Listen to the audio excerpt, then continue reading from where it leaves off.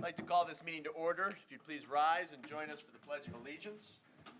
I pledge allegiance to the flag of the United States of America and to the republic for which it stands, one nation, under God, indivisible, with liberty and justice for all.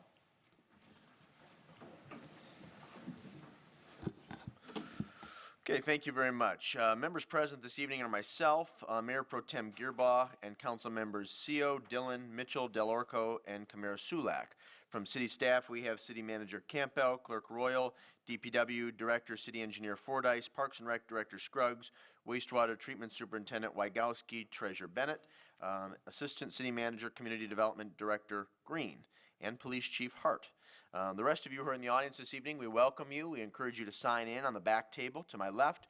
You can also retrieve a copy of tonight's agenda on the back table. At this time, the chair would entertain a motion to approve the agenda as submitted, noting that we are looking at a slightly revised agenda that now includes action item 20-16, amended settlement agreement with Saline Ventures LLC, MI Homes of Michigan. Move to approve the amended agreement, the amended agenda. Moved by Seo to approve the agenda as amended, seconded by Mitchell. Hearing no discussion, all those in favor signify by saying aye. Aye. Opposed, say nay. Ayes have it, and the motion carries unanimously. There are no absences this evening, so we'll proceed to citizen comments on agenda items. Under the Open Meetings Act, any citizen may come forward at this time, make comment or question on an item that appears on this agenda. Comments will be limited to 3 minutes per person. Anyone who would like to speak is requested but not required to state his or her name and address for the record. Are there any citizen comments on agenda items?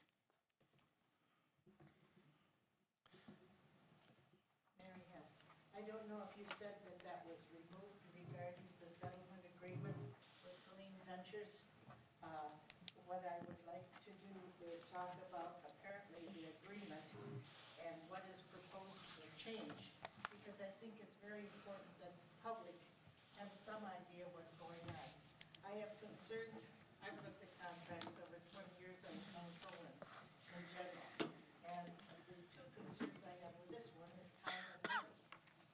One is the time, because it appears that Saline Ventures or Angelina Farms would like to have the sewers and water services as their first home on completions, and there's kind of assuming that would be in 11 months, or December of 2020. Now, as Tetra Tech was so wonderful Tuesday, as far as saying we have 4 plans and they could take from 2 to 3 years in our sewer plant, whatever we decide to do. And I'm wondering what how long, if in fact Angelina Farms has to do their own water and disposal plant, how long it would take for them to be able to be online. I think it would be closer to 2 years. And when we talk about time and anxiousness, I think of our Best Western Hotel that was going to open up a year and a half ago. So things do happen. And then when I quickly said government time and real time, I mean that because of contracts, because of parts, because of, there are so many things that can happen. And I'm very disappointed if this, in fact, has that restriction of time. Time does not permit me to address all my concerns with this proposed agreement. So I'm here with those concerns. Thank you. Are there additional citizen comments on agenda items? Let me respond very briefly to that because I think there's some confusion. First, the proposed project is Angelina Farms, and what's on the agenda tonight is simply to extend the due diligence period a month. We have not received from Dykema, who is the representative for Saline Ventures MI Homes, a development agreement, nor have we come to a consensus on a 425 agreement. So the only thing that's being considered tonight is a proposal to extend the due diligence period essentially a month, with a new expiration date being February the 14th. Moving along on the agenda this evening, we come to our one and only presentation, which is the annual report of the Environmental Commission, and I'd like to invite Luke Schmerberg from the Environmental Commission forward. Luke, appreciate you being here. The floor is yours whenever you're ready. Thank you, sir. We have the Environmental Commission Annual Report here for the year 2019. And I want to begin by coming to our list of members for the upcoming year. I'm the chairperson, Tom Devaney is our vice. Chairperson Steve's our staff liaison back there. And then another member is with us here tonight, Corey Zhao. Corey is the newest member on the Environmental Commission, and she is replacing Jessica Urgandarin, who had served for a couple years now, but had to step down due to some other time commitments. So going into some of the key activities that the Environmental Commission has been doing in 2019 and a little bit back into 2018. The first thing, and the thing that is most apparent to everybody here today, is the community collection, and that's out in the atrium of City Hall. There's the Red Barrel. That's something where citizens can drop off expired medication to be safely disposed of by the police department. And that's collected over 1 ton of medication since it was commenced back in 2012. We also have the recycling bins. Batteries, printer cartridges, cell phones are regularly accepted. There was a vendor through Waste Management that was handling those batteries, but we're working on getting a new vendor to take care of those batteries and making sure that those are being recycled. The seasonal holiday light collection bin is out there. That's another thing where we've pulled in tons of lights, probably not multiple tons, but well over a ton. I took about 300 pounds of lights and put them in the back of my car last Thursday, and we're almost up to 3/4 of the way full through the bin already. So I'll probably be backing my car up later tonight to clear that out, as well as the plastic pollution solution. And that is this new bin here. This is a project that we've just started this past year. This is for plastic bags that can't otherwise be recycled. And the reason is that all those very kind of flimsy Bush's plastic bags, the shipping packages you get from Amazon with the bubble wrap inside that have a sticker on them, those are things that can't be recycled through most of the conventional waste management machinery, because they shred, they gum up the equipment, and they stop those machines, grind everything to a halt. Someone has to come in and untangle that. It causes slowdowns, increased costs. So what happens with the plastic pollution solution is if clean plastic bags are dropped off, then those are collected, bundled, and melted down. Those are used in Trex decking. So it's another side benefit in that in addition to getting these plastic bags out of the waste stream, this is a product that can be used instead of wood resources. But I do want to stress, while I have the slide up here, about clean bags that are only bags. So I use the example of the Amazon thing that has the bubble wrap inside. If you rip the plastic label off of that, then you can put it in there. And I noticed on my way in that when I come to get the recycling lights, I'm also going to need to get the plastic bags, since those are filling up. I think we've taken 2 or 3 truckloads already into the Ann Arbor Materials Recovery Facility to be disposed of. The next event that we did, this is not a ongoing thing, but an event we had in 2018 and in 2019, was a paper shredding event. We partnered with All Shred Services, which is a company owned by a Saline resident, and it offers some people the chance to come to City Hall and securely and sustainably dispose of any important papers. So I know that some people have questions about how it works and the security involved, and there it goes. I'll probably have to run that again. The papers are put into a bin there. It goes up into the truck. It's shredded and never actually is, nobody actually sees it in terms of anything other than it being shredded. So it's completely secure disposal. That's something, again, we did in 2018 and 2019. We just scheduled that for June 20th of 2020, and we're going to have All Shred come back and take care of that again. This is an event that happens at no cost to the city. It's sponsored by a local business, and it's something that has been pretty well received the past couple years. Another project that I wanted to call attention to took place in mid to late 2018, and this is something that you may have seen if you're going down Old Creek Drive, south out of town. At the corner of Old Creek and Canterbury, we installed a rain garden. And this was funded with a mini grant from the Community Partners for Clean Streams program through the Washtenaw County Water Resources Commissioner's Office. And we had this kind of a spot here that just collected a bunch of invasive plants, ugly stuff, and stayed wet all the time. So with the help of Liz Hilgren, one of our members who is a certified master rain gardener, we installed a series of local plants that thrive in water and will stay there and do well with little maintenance. So that's what we started out with, again, just kind of a little spot there, little gully, and now we've got a rain garden. We've heard interest from some other property owners around the city for possible other rain garden spots, and we had such a good experience with that CPCS grant that we're looking forward to possible sites for these in the summer of 2020. Something else that we did last year was the Summerfest planting activity. And this is something we have done again in the past in 2017, 18, and 19. And this is a chance to engage with some kids. We set this up down by Henny Field where all of the bouncy houses and the soccer tournament and all the other exciting things are. And then we have a chance for kids to come and plant things. We had 4 different plants to choose from this year. We had a scarlet runner bean, a sweet pea, a nasturtium, and a sunflower. And the key thing with this is they're all flowering plants, they all grow pretty fast, and they're all edible. Every single one of these is something that you can eat: the beans, the peas, the seeds from the sunflower, and the flowers themselves are actually edible from the nasturtiums. So we had over 100 little goodie bags to hand out. We went through all of those, and those piles of the little pots you see there on the bottom right-hand corner, we were down through all of those pots by the end of the day. So this was a really fun activity, and this year with the beans and the sunflower seeds, we found the seeds were a lot bigger, and little hands really appreciated the much bigger seeds that we were using.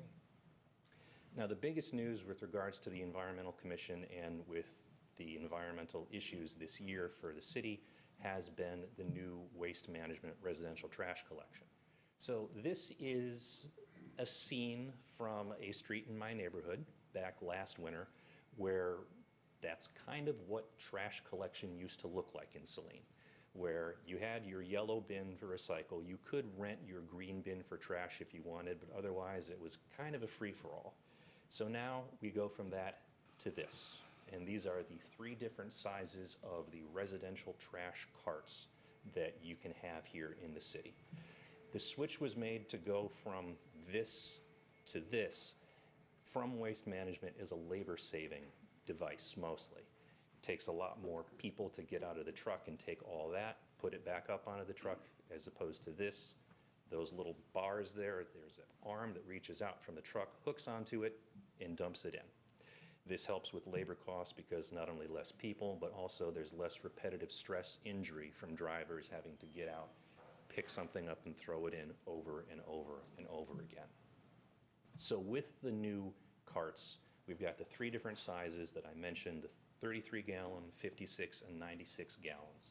Everybody had a chance to exchange them for free for a new cart if you wanted a different size. Everybody got the big cart to start. But if you want to change it, if you've had the big cart and want a small cart, you can call Waste Management and then get that switch. And while I have people's attention, I do want to stress some of the things that are different here about what goes on. You have to have the trash in the carts. The carts have to be 3 feet apart so the arms can come out and grab them, and that front has to face the street.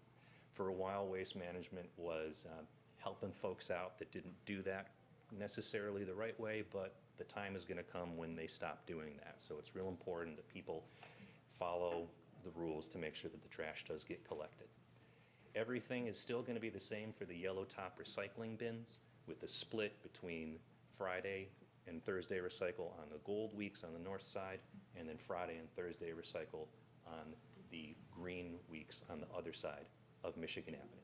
We're still doing single stream recycling, and everything goes in here that you see there: paper, plastic containers that aren't those bags that I referenced before, or the number 6 styrofoam that unfortunately is a pretty common restaurant to-go container. Flattened cardboard boxes, glass without light bulbs, metal, and those wax-coated paper cartons like an orange juice carton or an ice cream tub. Those can go in. In addition to getting rid of just the pile the trash on the curb, we also now have a separate truck for bulk items. And this is a service that I think was pretty underutilized. I didn't know about it for several years, that you can contact Waste Management and they will take one bulk item, up to and including Freon appliances, if they've been properly serviced. So if you contact Waste Management, any city resident can have one bulk item removed once a week. And now that's a separate truck that doesn't go around everywhere. And this is another good thing because it's a truck that isn't running exhaust throughout the city and isn't putting a lot of wear and tear onto the roads. So the number for Waste Management is up here, and it's also in the handout that gets sent out with the new trash carts and is posted on the city website.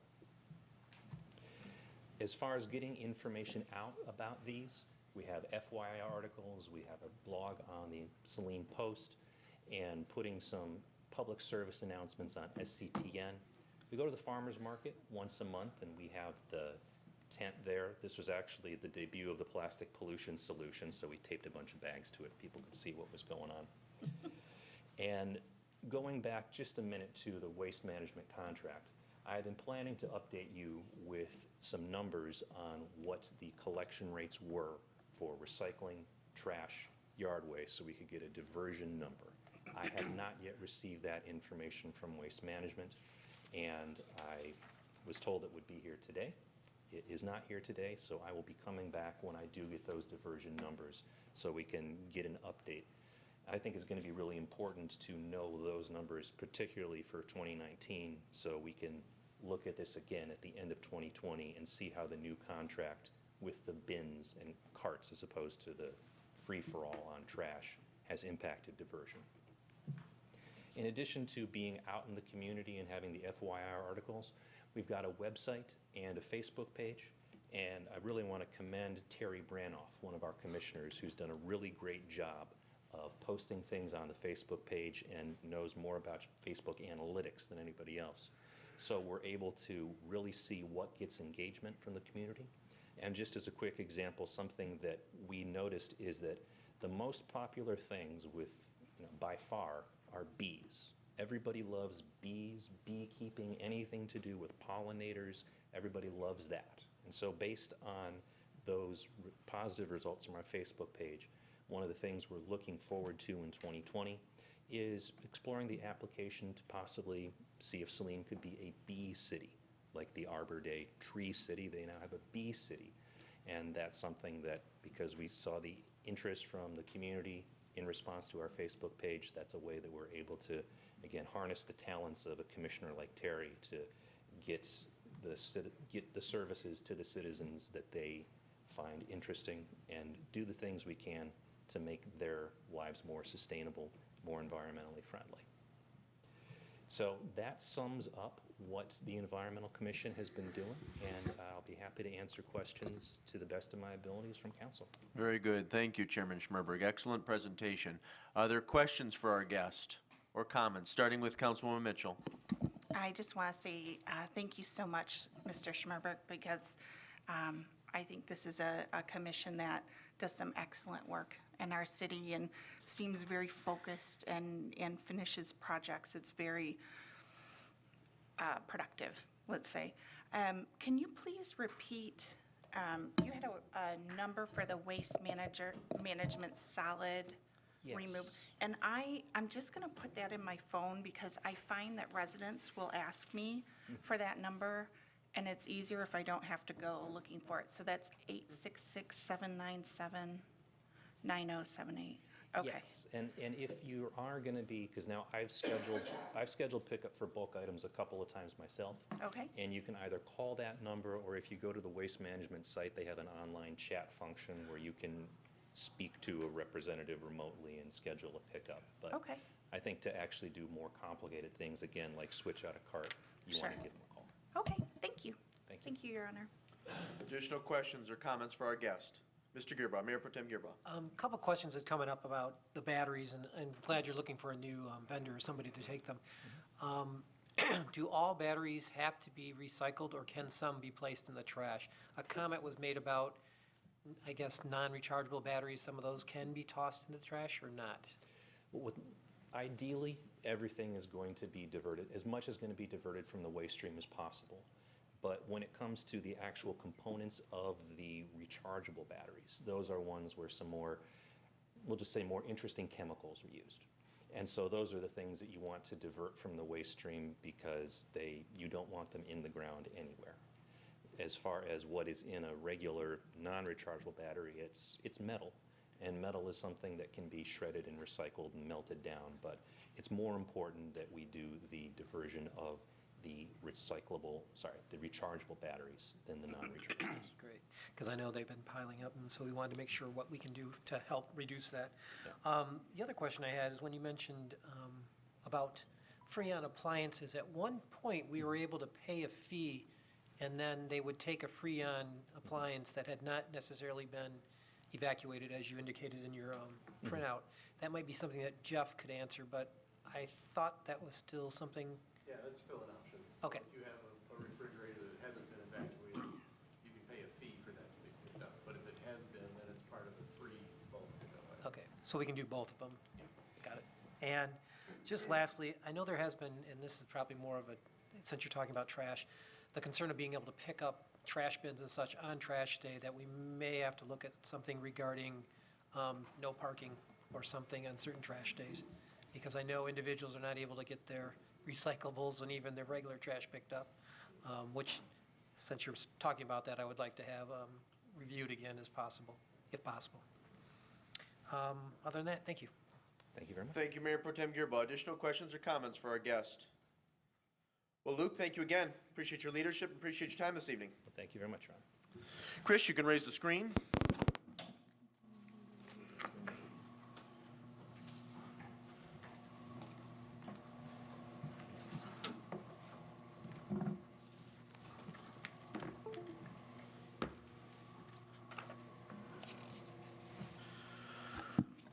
Okay, we come now to the consent agenda. The following consent agenda will normally be adopted without discussion. However, at the request of any citizen or council member, any item may be removed from the consent agenda for council discussion.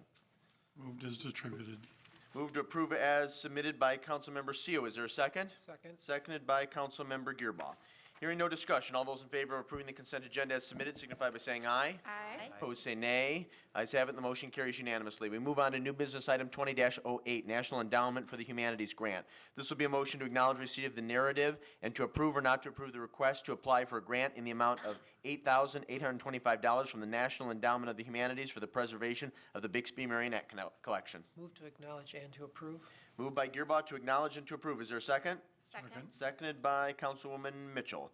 Mr. Anderson from the Arts and Culture Committee is with us, and as my colleagues know, he has invested a lot of time and energy on this particular initiative. We appreciate that, and John wanted to provide you an opportunity to share a few remarks this evening and then address questions and concerns from the dais. All right, good evening.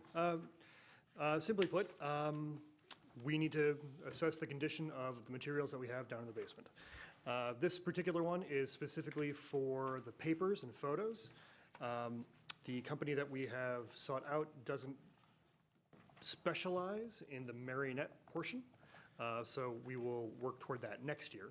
But for this year, we'll just focus on the papers and move forward. And for those of you who have not been downstairs, there are a lot of two-dimensional material. There is. Including photos and posters and programs and all sorts of interesting things that ought to be preserved and ought to be cared for. So I think this is an excellent approach, and I enthusiastically support the motion. And again, appreciate your work on this, John. Questions for our guest? Easy enough. Thank you. All right, great, thanks. Any discussion on the motion? Mr. Gearba. I'm glad that you're moving forward towards the National Endowment of the Humanities, because I believe if we do get this grant, it will help in the future with additional fundraising and other types of aspects. Getting that kind of recognition does usually kick off the ball rolling, whatever. Thank you. Thank you, sir. Additional comments? Then we'll proceed to vote. It's been properly moved by Mayor Pro Tem Gearba, seconded by Councilwoman Mitchell, to acknowledge and to approve. All those in favor signify by saying aye. Aye. opposed say nay. Ayes have it, the motion carries unanimously. We move on now to new business item 20-09, the appointment of a newest city assessor. This will be a motion to acknowledge receipt of the January 7th, 2020 memo from City Manager Campbell and to authorize or not authorize the city manager to make a conditional job offer to Ms. Patricia Zeminski to serve as the new city assessor per the recommendation of the Saline City Assessor Search Team. Move to acknowledge and to authorize. Moved by Mayor Pro Tem Gearbaugh to acknowledge and to authorize. Is there a second? Second. Seconded by Councilwoman Dillon. I'll get you on the next one, Councilman Camaro Sulek. So I'm going to yield the floor in just a moment to the city manager, who's going to make a brief comment on his memo of January the 7th. I also want to note for the public record that the assessing search team consisted of the city manager, our current assessor, Mr. Bob Brazeau, Ryan Shannon from Dickinson Wright, city's legal office, and then City Treasurer Bennett, and also Council Member Gearbaugh. I believe City Treasurer Bennett has already left this evening. After Mr. Campbell shares some remarks, Mr. Gearbaugh, as the council rep to that search for that interview team, excuse me, if you'd like to make comment, I would appreciate that. Mr. Campbell, the floor is yours. Thank you, Mr. Mayor. Pat is here as well, so if there's any questions as we go about this item, I'm sure she'd be happy to respond. But as the mayor said, our search team did, it's been a while, and as I believe most of you know, there's been a shortage now for the last couple of years in the state for solid qualified assessors. We need a minimum of a level 3 here in Saline. Pat is that, is a level 3, as well as a personal property examiner. She, as the information we provided, her resume, currently also serves as the assessor in Manchester Township, where she would continue that. But back to the shortage and kind of as I see it, my humble opinion, it's kind of changed the market. And so, as you may recall, when we hired Mr. Brazeau, we went from having a full-time, 5 days a week in the office assessor for many, many years, which was great. But now that has changed, that model has changed. And so with Mr. Brazeau, we had him at 3 days before he took the other position. But so these are very, very similar terms to what we had proposed and that we had with Mr. Brazeau. So 3 full days, I believe would be Monday, Tuesday, Thursday. Would be the days that Pat would be proposed to be here in Saline. As a part-time employee, again, same as Mr. Brazeau was. And this would be at $70,000 for the annual salary with some limited part-time benefits per our personnel policy. And so this would be a conditional, asking for the authority to make the conditional offer to Pat, and that would be conditioned upon successful background check, physical and drug screen. Thank you, Mr. Campbell. Mr. Gearbaugh, any additional comments? Just that for us, getting this position filled has been a struggle, and part of the thing is just getting qualified candidates to which we can actually provide an offer to and will actually pass a background check. In this circumstance, I believe Ms. Zeminski will provide us with the need that we need. Unfortunately, because of state regulations, we can't continue with Bob. I don't think the state has a good handle on what really is the issue, and from their perspective, are actually working with blinders, because the concern is there just are not enough qualified people out there that are willing to work independently, and to work with a firm, we would have to a significant expenditure that I don't think the city is ready to handle at this point. I think this is the best solution for now, and we will look in the future if we have to change, but I believe this will work best for us. Do you want to mention that we're still going to be part of the consortium? Oh, sure. Thank you, Mr. Mayor. So we also, the consortium that Mr. Brazeau left the part-time employment with the city a number of months ago now, to take on in downriver in the Detroit area, Wayne County. That consortium, we are part of that consortium because there's some new requirements, new state law that require the assessor to have a minimum of 5,000 parcels, real and personal property, and so Pat will be able to, she'll have that, meet those requirements with the city and with Manchester Township. There's also one for generating, I believe, it's $12 million in tax revenue. And because there's a good chance I think we'd fall short of that. However, because we're members of the consortium, we're covered by that requirement is covered. So we are a member of that consortium, and Mr. Brazeau did that for us here a few months ago. Very good. Let me just add, because I attended one of the search team meetings in Mr. Gearbaugh's absence, to put significant emphasis on what the city manager just said and what Mayor Pro Tem Mr. Gearbaugh said, because I've spoken to a number of colleagues throughout the state and the region. There are not enough qualified candidates seeking municipal assessing positions. It is a critical and significant problem throughout the state, but specifically in southeast Michigan. I think Pat has the qualification and the background to serve this community quite well. I think that 3 days a week, while not ideal, should be sufficient to meet the needs of our business owners and residents. And I think she has a personality and a temperament, from what I understand, that will serve her well in this position. So I'm very enthusiastic about the motion that's on the floor. I will support it. I think actually this is the most substantive thing on the agenda tonight, and look forward to getting somebody in place to fill this critical void that exists in city government. Pat, I would be remiss if I didn't allow you the opportunity to introduce yourself and share anything you'd like for the public record this evening before we open up for questions. Absolutely. Thank you. Thank you very much for, number one, coming to join your staff, hopefully. And number two, there are a lot of assessing reforms happening out there. We are getting bulletins all the time about trying to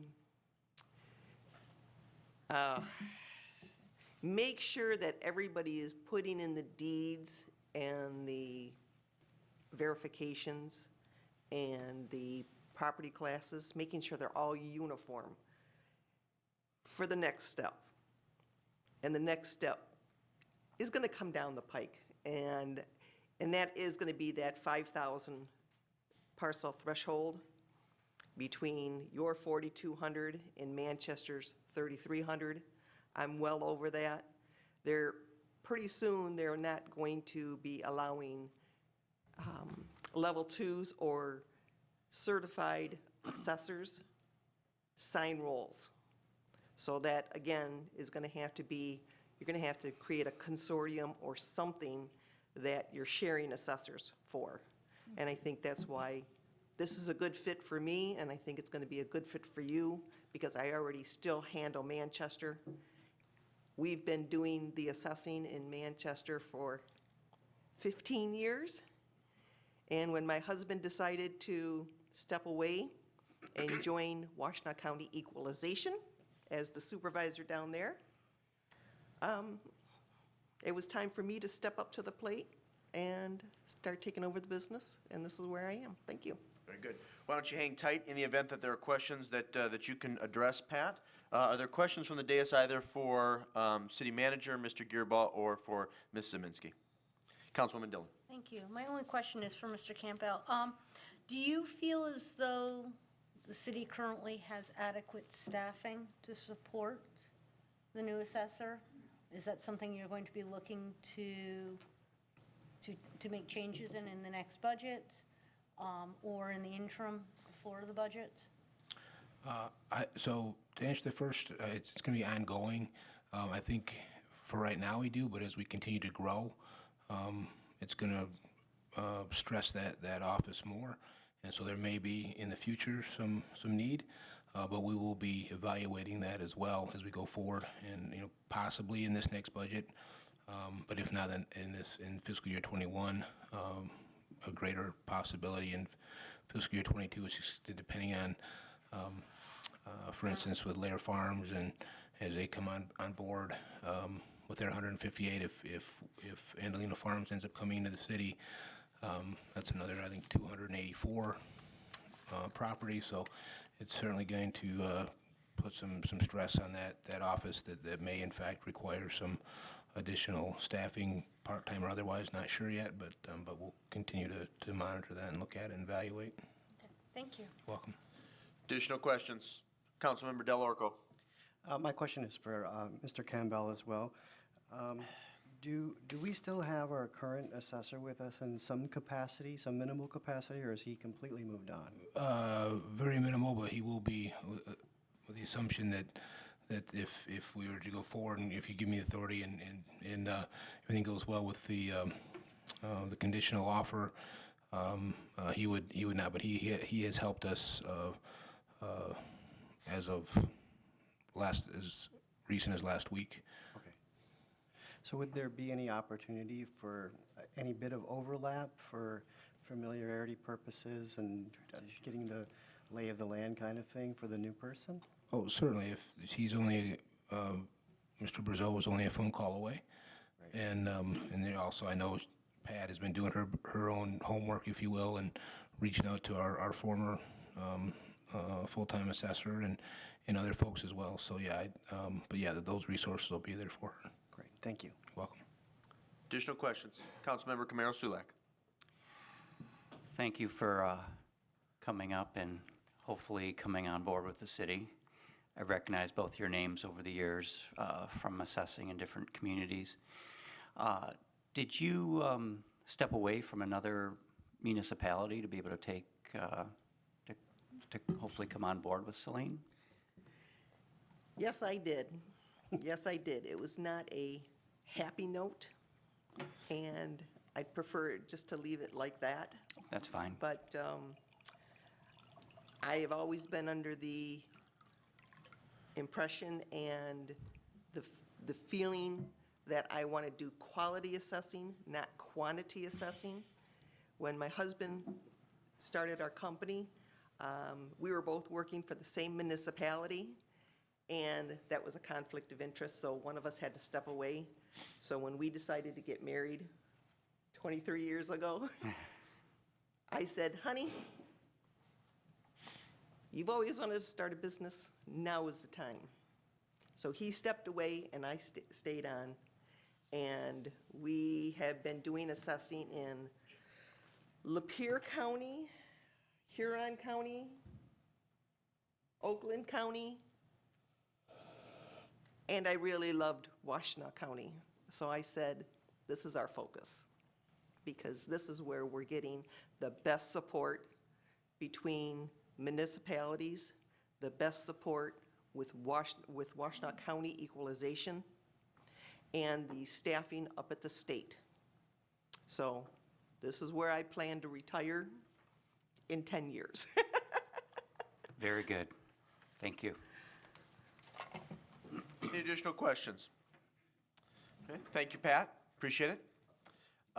Is there any discussion on the motion? We do have a motion on the floor moved by Mayor Pro Tem Gearboss, seconded by Councilwoman Dillon to acknowledge and to authorize. Seeing none, we'll proceed to vote. All those in favor of the motion signify by saying aye. Aye. Opposed, say nay. Ayes have it, and the motion carries unanimously. Congratulations, Pat. We hope all goes well, and we look forward to working with you. We move on now to new business item 20-10, the 2020 poverty exemption requirements. This will be a motion to acknowledge receipt of the January 7th, 2020 memo from City Manager Campbell and to approve or not to approve the 2020 poverty exemption requirements as submitted. Move to acknowledge and authorize. How about to approve, Mr. Seal? To approve. Okay, moved by Seal to acknowledge and to approve. Is there a second? Second to acknowledge and approve. Seconded by Camaro Sulak. Mr. Campbell, do you want to briefly go over your memo of January the 7th? Thank you, Mr. Mayor. So this is the annual poverty exemptions that the Board of Review approves, and so making recommendation for the City Council to adopt for this coming property tax year. So the numbers that are provided, the basis of those are from the, because let me back up, I'm sorry.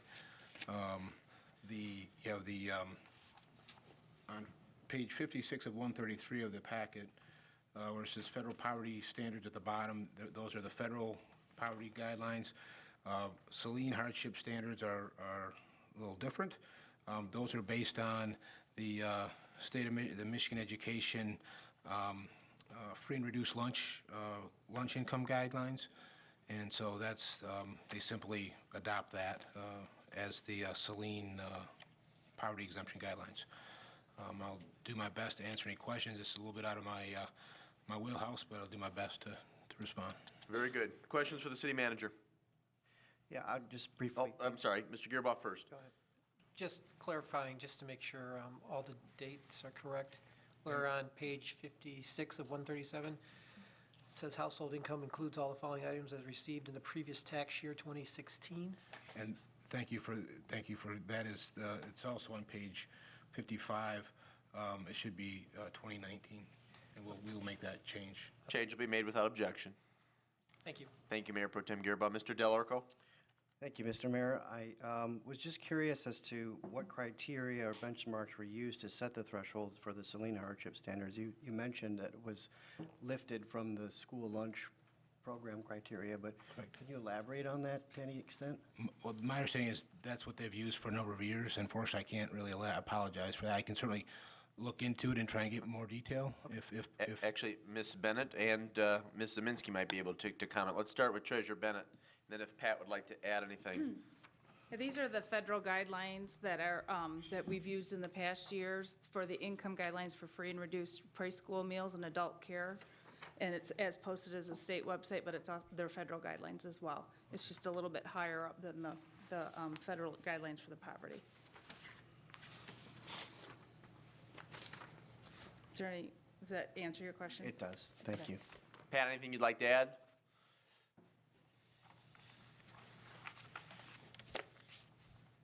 In other municipalities, what we look at is what is truly a hardship. In some of the more affluent communities, hardship really needs to be raised. So we also took in the other municipalities that I worked, the same guidelines as using the schools, and that way there's uniformity. Good. Thank you. Appreciate the clarification. Additional questions? Any discussion on the motion?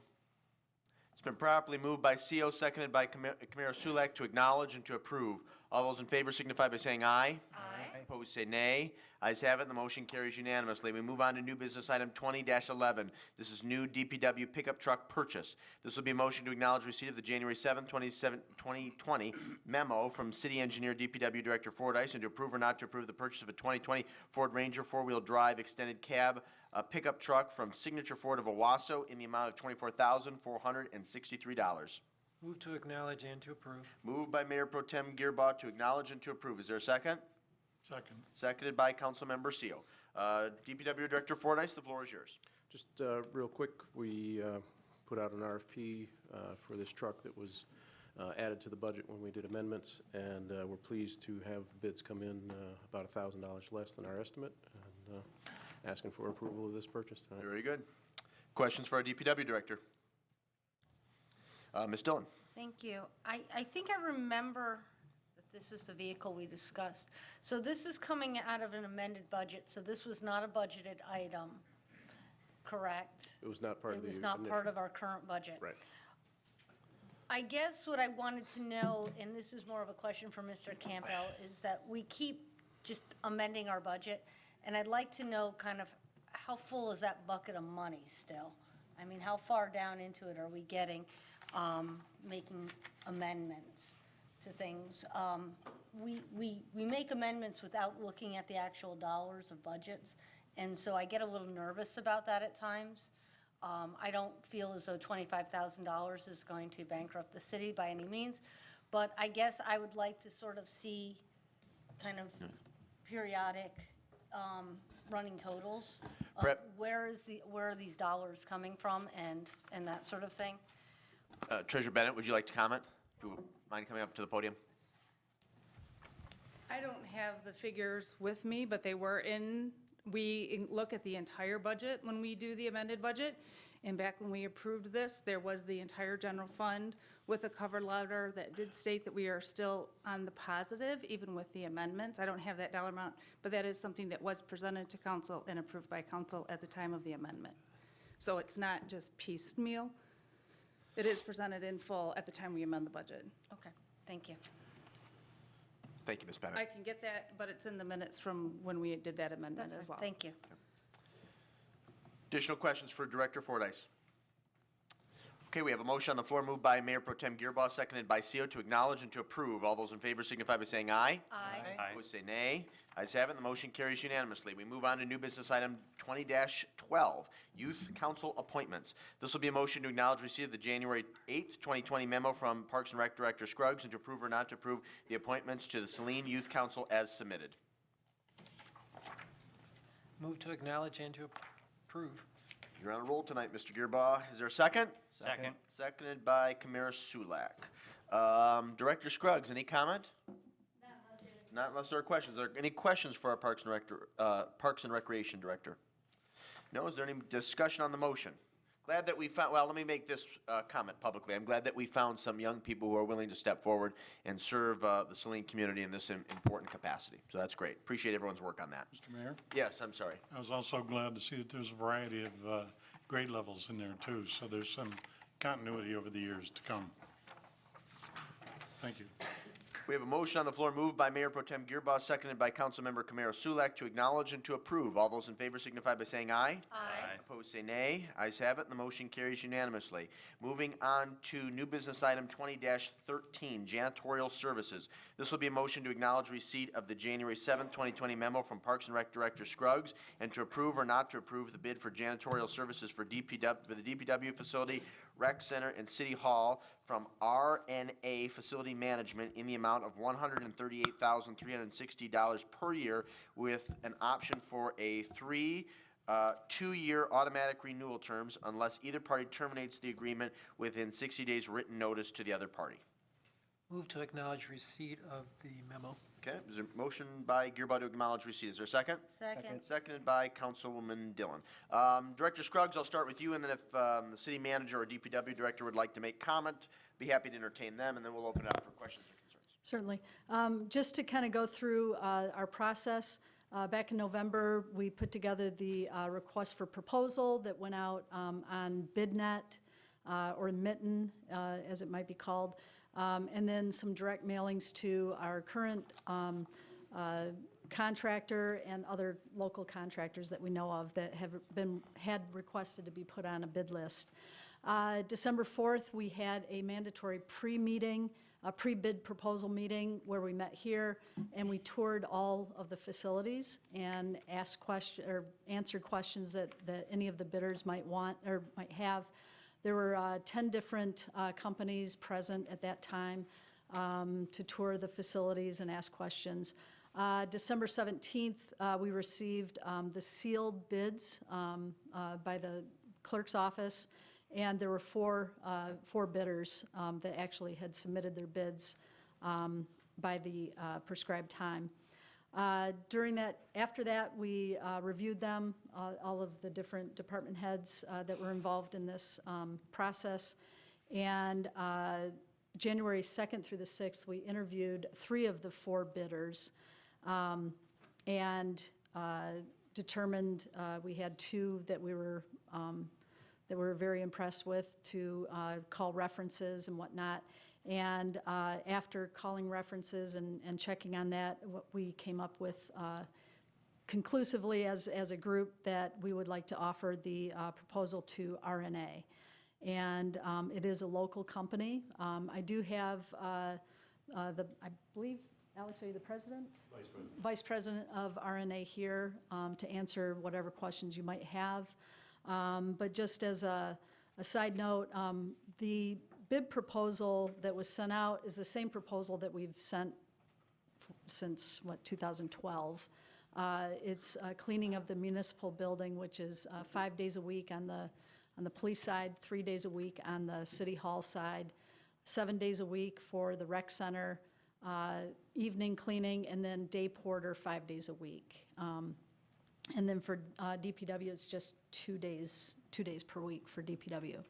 So the request for proposal has not changed the scope or hours or anything like that. So everyone was given the same information in order to bid on. So it is a very substantial increase, as you might note. Thank you, Director Scruggs. DPW Director Fordyce, anything you'd like to add? No? Mr. Campbell, anything you'd like to add? Not at this time. Okay, and we welcome our guests here this evening. We appreciate you being here. Hang tight in the event that there are questions.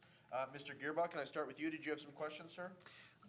Just for my own clarification, looking at the bids and how the dollars were distributed, are the hours allocated the way you need them to maintain the rec center versus the city's public facilities? What we put in, we don't request specific hours. We say how many days a week that it's to be cleaned. And then during the walkthrough, they evaluate square footage, carpet versus tile, windows, hard surfaces and things like that, to determine how many hours they're bidding that they think it's going to take to clean these facilities. I was just kind of surprised that it seems like it'd be more hours or more time would be needed for the rec center, considering the daily needs of that versus the daily needs here in the DPW and the city hall. So, But the rec center is the highest on all of the bids. yes, I know. Yeah. But when you look at the RNA proposal compared to the other three, there's a distinction between the dollar amounts where it's almost a 1 to 2 or 1 to 3 type ratio. And I just want to make sure that you're satisfied with the way it's going to be cleaned will meet the expectations, because I know that's been our biggest concern with the rec center at this point. Right.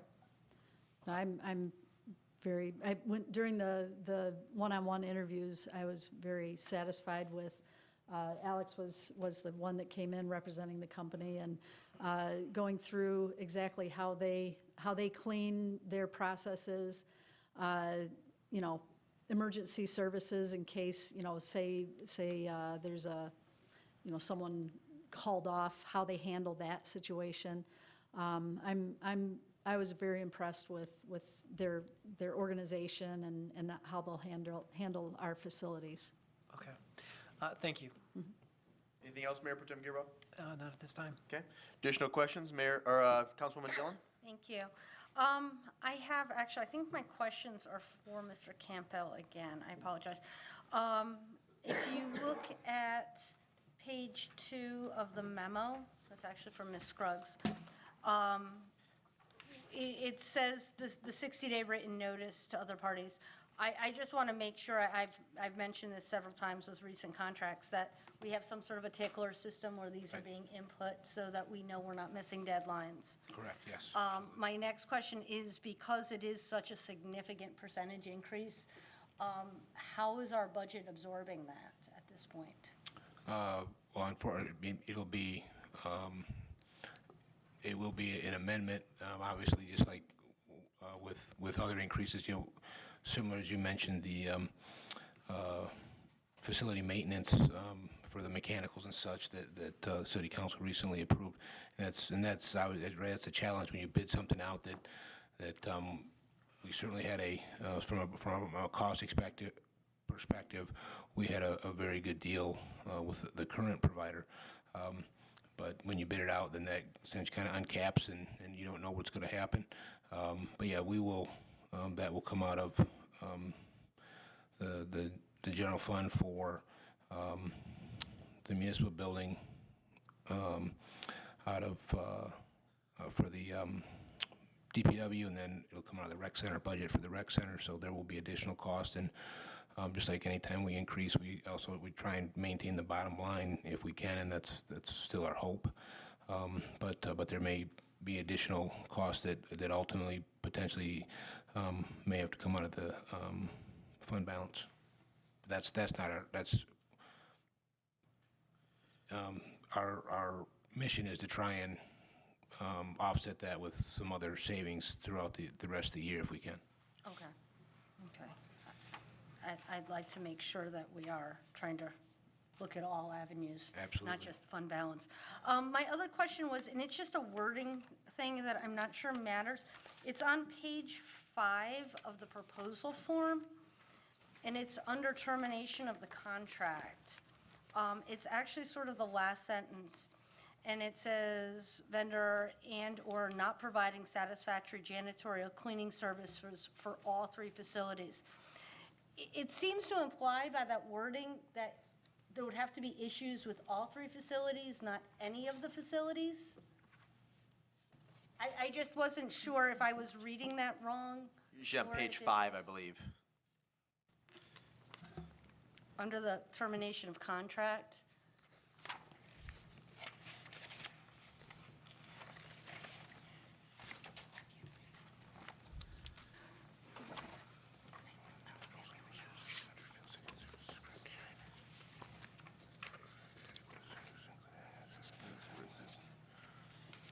Oh, I see. Oh, for all three facilities. So For any of the 3 facilities? I mean, that would be, that's, our intent is that if any one, depending, I mean, obviously, we're gonna, if they're not cleaning up to the standards, then we're sort of gonna work with them, meet with them, and give them opportunities to correct that deficiency. But yeah, if need be, then for any of our facilities, we would, that's our intent and the spirit of this, of the RFP. Right. I just wanted to make sure that the verbiage didn't reflect that it had to be all 3 facilities, that there was an issue with all 3 to terminate the contract, that it could be any of the facilities. Correct, Okay, correct. that's all. Thank you. Thank you, Councilwoman Dillon. Additional questions? Councilwoman Mitchell? Thank you, Your Honor. Ms. Scruggs, you were saying that you were bidding this out based on the number of times a week a facility was to be cleaned. And forgive me, can you remind me how many days a week this facility is cleaned? So City Hall side is 3 days a week, Monday, Wednesday, Friday. Okay. And the police side is 5 days a week, Monday through Friday. Sure. Okay, thank you. Any additional questions? Councilmember Del Orco? Can you remind me why the current provider didn't submit a proposal for consideration? I don't know. She attended our pre-bid meeting walkthrough, and the day of our bid opening, we didn't have a proposal from her, or a bid. And I actually ran into her later on that day at the rec center, and I asked, I'm like, hey, how come you didn't bid? And she said that she had some family issues, and she had been up north and couldn't get a bid Okay, turned in. okay, all right. Yeah, I'm just curious, 69.5% increase is incredibly substantial over the fees from just last year. And without additional buildings or add-ons to existing space or levels of service, what can we point to account for this?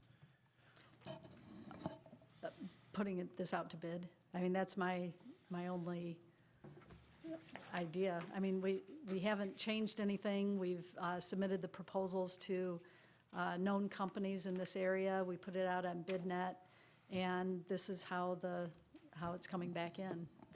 So competitive bidding doesn't always come in cheaper.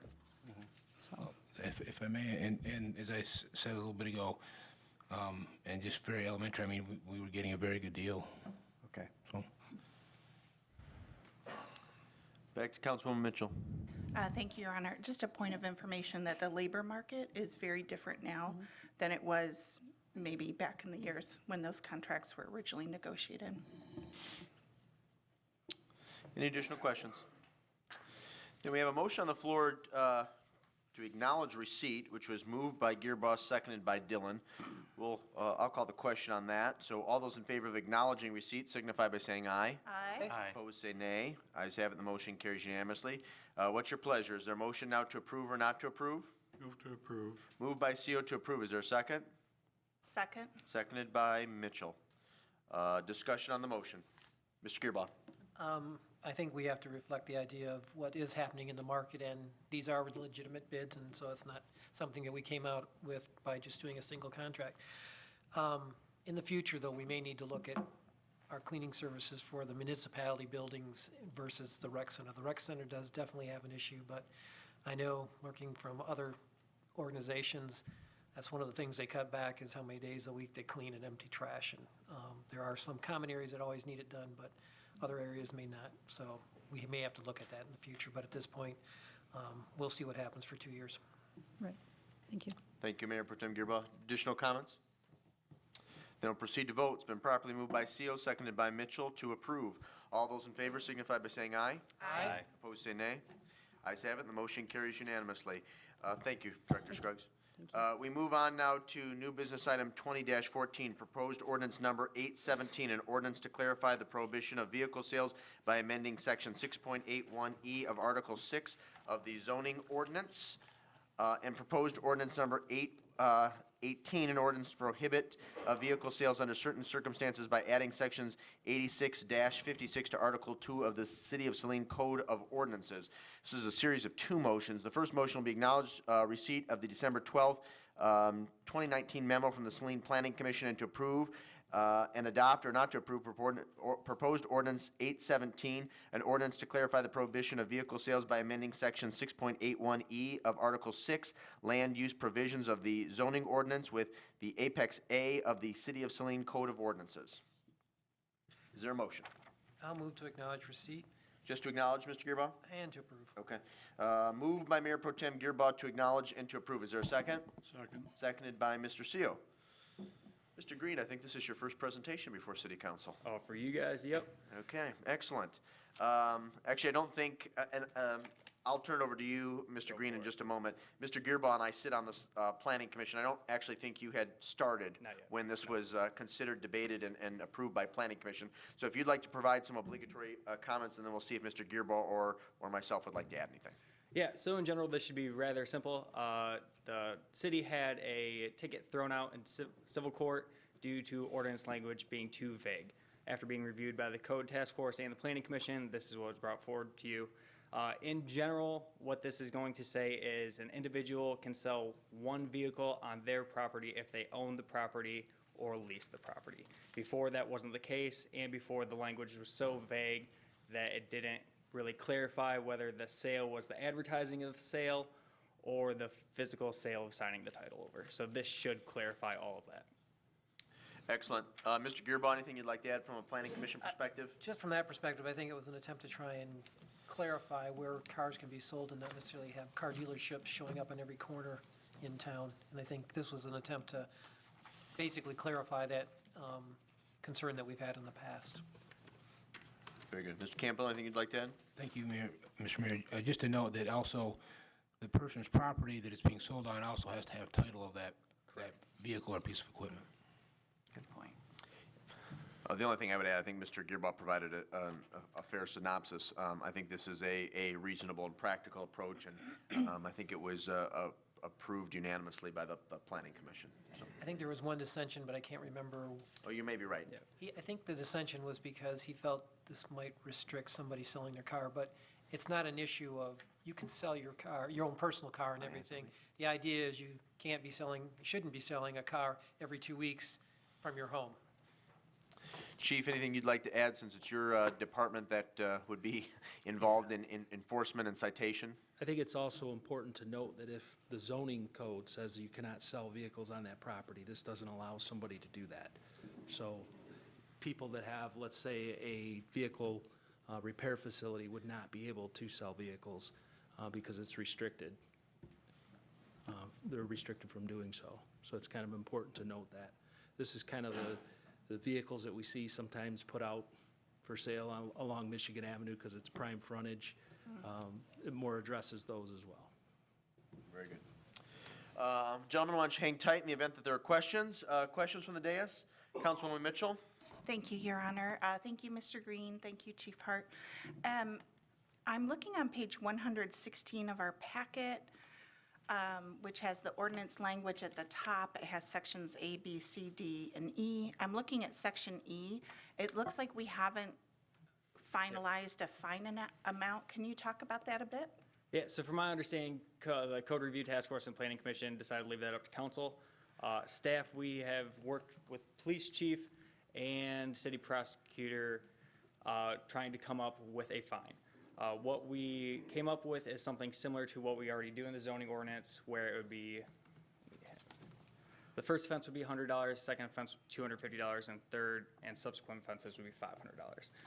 The court seems like they would like to see a stepping system as a form of education, so we're making effort. so it wouldn't be thrown out in court again. I guess I'm interested in hearing the chief's opinion about deterrent. Is that, in your mind, a deterrent? Is it on par with other? So we always seek to gain voluntary compliance. So there's usually an educational call for service, so to speak, where we get called out. Sure. And then we will educate the person selling the vehicle about the ordinance. If they, at that point, continue outside of this ordinance, then we would write a ticket.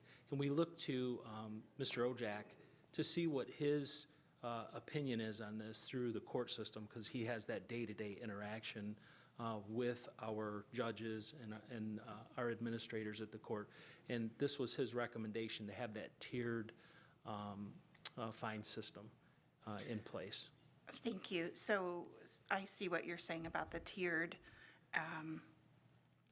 fine system, and I'm really happy that we have that educational piece, because I think we as a city need to have that uniformly, that we are giving education, whether it's Historic District Commission or selling vehicles on your land or other code violations. So you're not necessarily writing a ticket the first time, so then the next time they're ticketed, it would be $100? So that would be the first offense, yes. I see. Yeah, so if we've been there before and they've been issued, we've been through the educational piece, they've been issued a ticket previously, then we would jump. The court would then look at the second offense, what that next step up is in the fine system. I see. Thank you. Yep. Additional questions? Councilwoman Dillon. Thank you. So just for clarification, is there any time frame for how long a car can be for sale? I don't Is think there's that- anything that's not specific in there. something- No, as long as it's, the title's in that person's name, the registration's in that person's name, they own or lease that property as long as they want. Okay, and then is there, I guess what I'm trying to figure out is like, where does it sort of cross over to blight? Is what I want to make sure that we don't have a gray area in between of, well, my car's for sale, so it can be here. So there's also ordinances in effect that it has to be titled properly, to be on this, in a public, let's say in a parking lot, or I'm sorry, in front of their home, in their driveway. So they would have to have their vehicle properly registered. We wouldn't just let it sit there. Now, does the vehicle have to be operable? I think, correct me if I'm wrong, Mr. Gearbaugh, didn't you bring this up at Planning Commission where you were a little concerned about how many vehicles someone may be able? Yeah, it was a turnover, because Yeah. some people had tried to sell cars from their home and doing a turnover, and there's a Yeah. frequency issue that, should it arise, I think it is in our ordinances that we can address that. Yeah, so and it's also, you look at what is the property owner's rights, so there's a balance in there that I think we attempted to strike here with at least having it registered, or titled in their name, and then having the vehicle registered and being road ready. Okay. And then, what you see a lot of, and I guess I want to make sure that this is sort of a covered thing also, that it falls within this, is that you'll have driver A who drives to work, and when they get out to go, they throw their for sale sign in their window, and then that car is parked on private property, but it's listed for sale. Does this address that in any way? Because I see a lot of that on Michigan Avenue, at Phoenicia, for one, is, generally anybody that parks along that frontage of Michigan Avenue generally has a for sale sign. But a lot of other businesses, there's several on the west side of town. And I guess I just want to make sure that we're sort of catching everything, because I don't want people to sort of skirt the issue. And so I just wasn't sure if that's addressed, or if there is a way in which it could be addressed. If I could, so if it's on a piece of property that's zoned already, that it's not allowed, a sale of vehicles not allowed, that's one. So for like automobile repair facilities, right? Specifically says cannot sell vehicles. So that component should be covered if it's in a zone district that does not allow it. Then also, to the point of that vehicle for sale, whoever owns that property, the title has to be in their name. Right. And so, so for businesses that may be in a zone that would allow it, then that vehicle would need to be owned by the property owner. And so the property owner of where Felicia sits is Ford Land. And I don't know that Ford Land's gonna, I don't know that they're gonna put out too many vehicles for sale. But as I interpret and understand the ordinance, that's what it would require. Okay. Thank you very much. I just wanted to make sure that it was addressing that. So thank you very much for all the time and effort of all the parties involved on this. Our pleasure. Thank you. Additional questions, Councilmember Kamara Sulak? Thank you, Your Honor. To your knowledge, aside from the one ticket being thrown out, have we had much of an issue in Saline of people trying to sell vehicles, multiple vehicles from their property or from businesses? The one that comes to mind right away is there were two last year. There was a motorcycle that was not only listed for sale along Michigan Avenue, but it was chained to a traffic control device, a sign. So that's a big no-no. Right. Then the other one would be a restaurant on the west end of town which had a skid steer parked in front of it. But other than those two incidents, and then the one that was thrown out of court, those are the three in the 2 years that I've been here. All right. Is that something that officers are on the regular lookout for? I don't know what kind of a priority. It doesn't seem like it's a big issue, and of course we don't want it to be. Well, I think it's an educational piece for them as well. Right. Especially with this new ordinance. When we get new things like this, I like to put them out to the department just to say, hey, there was a change in the ordinance, and these are the things that we should be looking for. And the officers do a great job of educating, people before we have to take enforcement action. Okay. Thank you. Any additional questions? Gentlemen, thank you. Discussion on the motion. We do have a motion on the floor moved by Mayor Pro Tem Gearboss, seconded by Councilmember Seo to acknowledge and to approve and adopt. If there's no discussion, we'll proceed to vote.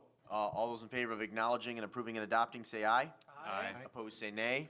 Ayes have it, the motion carries unanimously. We move to the subsequent motion, Motion B, which will be a motion to acknowledge receipt of the January 7th, 2020 memo from the Code Review Task Force and to approve and adopt or not to approve proposed ordinance number 818, an ordinance to prohibit vehicle sales under certain circumstances by adding sections 86-56 to Article 3, additional violations of Chapter 86, Traffic and Vehicles of the City of Saline Code of Ordinances. Move to acknowledge and to approve. Second. Moved by Gearbaugh, Mayor Pro Tem Gearbaugh, to acknowledge, to approve, and adopt, seconded by Kamara Sulak. Assistant City Manager Green, anything else you'd like to add? This is pretty, sort of speaks for itself, but, okay, provide you the opportunity. Okay. Mr. Campbell, anything you'd like to add? I'm just thinking, to be on the safe side, could we potentially consider amending and including the proposed violations, first offense $100, second offense, third offense? That's probably a good idea. Yep. We'll deviate slightly from standard Robert's Rules of Order. Mr. Gearbaugh, as the mover of that motion, would you be comfortable with the inclusion of that language at the end? That's fine. I mean, normally you've come back to us with the actual thing, but at this time, we might as well do it all at once. Okay. Mr. Kamara Sulak, you're good with that? I think that's a good idea. Okay. Clerk Royal, can you want to repeat that for her benefit? City Clerk? Mike, could you? Yeah. Yes, please. If you could read those for the record so that council and the public and most importantly the city clerk are aware of what to write at the conclusion of the motion that's on the floor. First offense, $100. Second offense, $250. Third or subsequent offense, $500. Clear on that, Clerk Royal? Everyone at the dais clear on that? Okay. Thank you, Chief. We do have a motion on the floor then, moved by Gearboss, seconded by Kamara Sulak, to acknowledge and to approve and to adopt. If there's no additional discussion, all those in favor signify by saying aye. Aye. Opposed, say nay. Ayes have it, the motion carries unanimously. Moving on to new business item 20-15, design, engineering, construction documents, and bidding for multiple street and utility projects. This will be a motion to acknowledge receipt of the January 7th, 2020 memo from City Engineer DPW Director Fordyce and to approve an award or not to approve the 2020 design, engineering, construction documents and bidding of multiple streets and utility projects to Fleece and Vanderbank with a base price fee of $97,170 and authorize the city manager to approve up to a 20% additional design effort should it be necessary. Move to acknowledge, approve, and award, and approve. Second? Moved by CO, seconded by Mitchell to acknowledge, to approve, and to award. Mr. Fordyce, the floor is yours. Thank you. In December, I issued an RFP for design and construction bidding services for what I organized as 4 projects. 3 of those from our current year's CIP. One of them moved up from next year's CIP due to multiple recent water main breaks on Hillcrest and Lawson. Received 10 proposals, which really surprised me. I had not provided enough time, but not a generous amount of time to prepare proposals, and received 10 proposals from very good firms. The selection process was difficult both because of the volume of proposals and the quality of all of them. The cost proposals were across quite a wide range, and Fleece and Vandenbrink submitted the lowest cost proposal, and their work plan was very thorough and showed a complete understanding of the RFP and the proposed projects.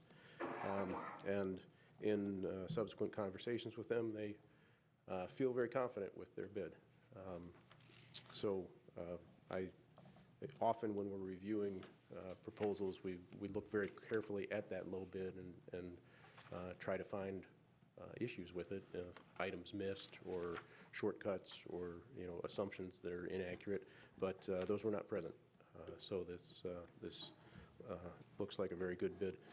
Fleece and Vandenbrink, most recently, I think it was 2016, the Old Creek Drive and Austin Drive repaving projects. Those are their most recent projects with us, and those went smoothly. Expect that to happen again. I do have Jen Shahab here from Fleece and Vandenbrink, if you have any questions for the bidder. And then I am asking for something a little bit unusual, that 20% design contingency. And the reasoning behind that is the scope of work has some evaluation items in it. There's some infrastructure items out there that we did not have an opportunity ahead of time to do a thorough evaluation on. So we may go out, look at these things, and then decide, okay, we need to design a sanitary sewer on this street.